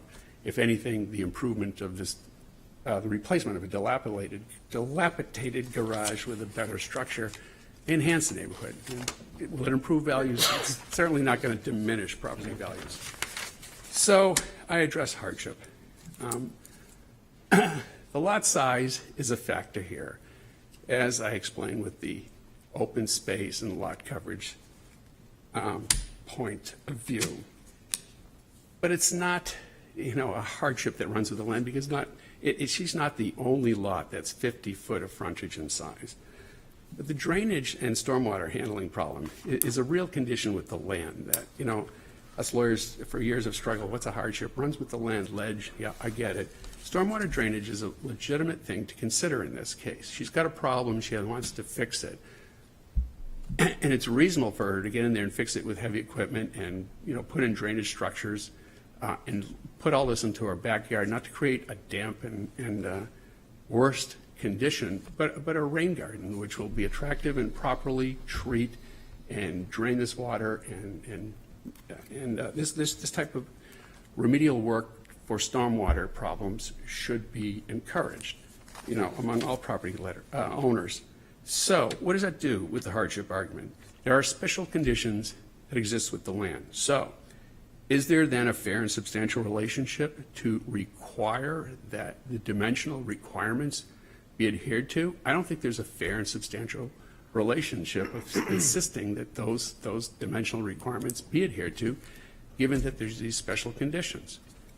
Special conditions exist. You can make a reasonable proposal. This is entirely reasonable for all the reasons, that are explained in the letter I've tried to embellish, the pictures depict, etc. Any questions? No, thank you. Thank you. Is there anyone to speak in favor of this petition? Is there anyone to speak in opposition?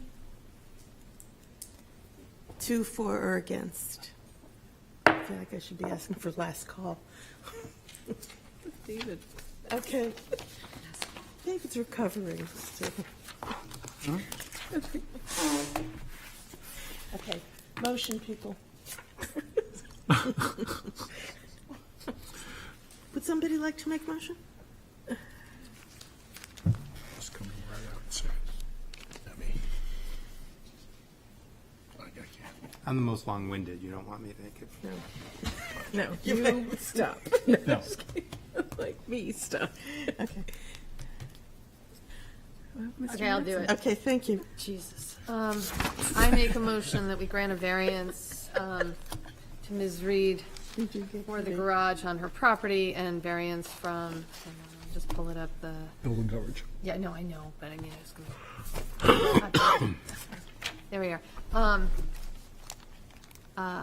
And grant a variance from section 10.521 to permit the setbacks required to be varied, and also the building coverage, and then a variance from section 10.321 to allow a non-conforming structure or building to be reconstructed. Which actually isn't required. But. Second. Okay, there's a second. That was Mr. Mayo? Yes. Thank you. Sorry, I just needed to see it in front of me. I apologize. No, don't. So granting the variance would not be contrary to the public interest. I appreciate the applicant submitting that, we've got a drainage issue. We're creating some water hazard. It is in the public interest to deal with drainage, particularly given the changes in the climate.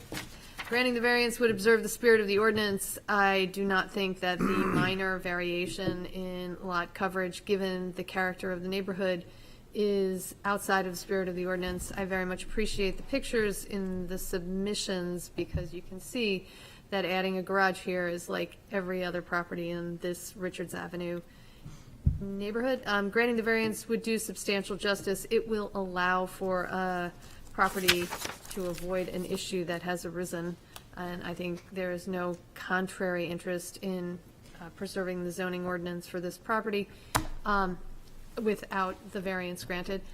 Granting the variance would not diminish the values of the surrounding properties. I was heartened to see that the neighbor, Amy Dutton, who is probably the most affected, I don't want to take away from her husband Brooks, said that this is a fine change. There is no evidence that this would diminish anybody's value, and the immediate abutter who would have this garage hard by her property says it's great. Literal enforcement of the provisions of the ordinance would not result in an unnecessary hardship.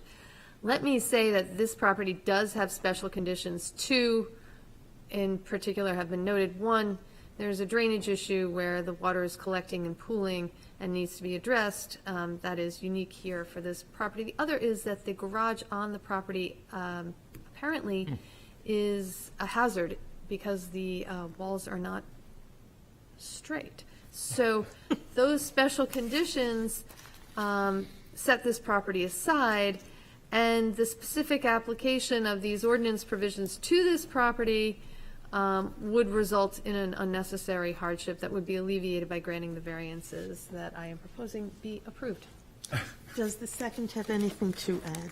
I have nothing to add. I'm still chuckling on the setbacks that need to be varied. In that case. I'm going to use that. Yes, Mr. Mayor. Just to bring to the attention of Ms. Gifford, the staff report, page 227 in our packet. Thank you.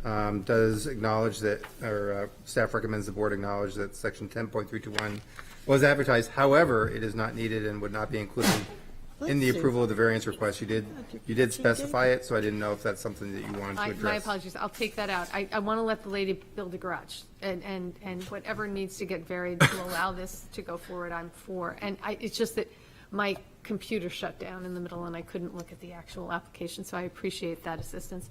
I take that. Thank you. Does the second accept that change to the motion? Yes, I do. Okay. Then moving forward, are we ready to vote? Okay. Yes, I'm for it. Mr. Mano? Yes. Ms. Margison? Yes. Mr. Ram? Yes. Mr. Rossi? Yep. Mr. Mattson? Yes. And the chair votes yes. And thank you for all your time tonight. Thank you. I just, There you go. is there a motion? I make a motion to adjourn? Second? Second. All in favor? Aye. We're adjourned. I would just like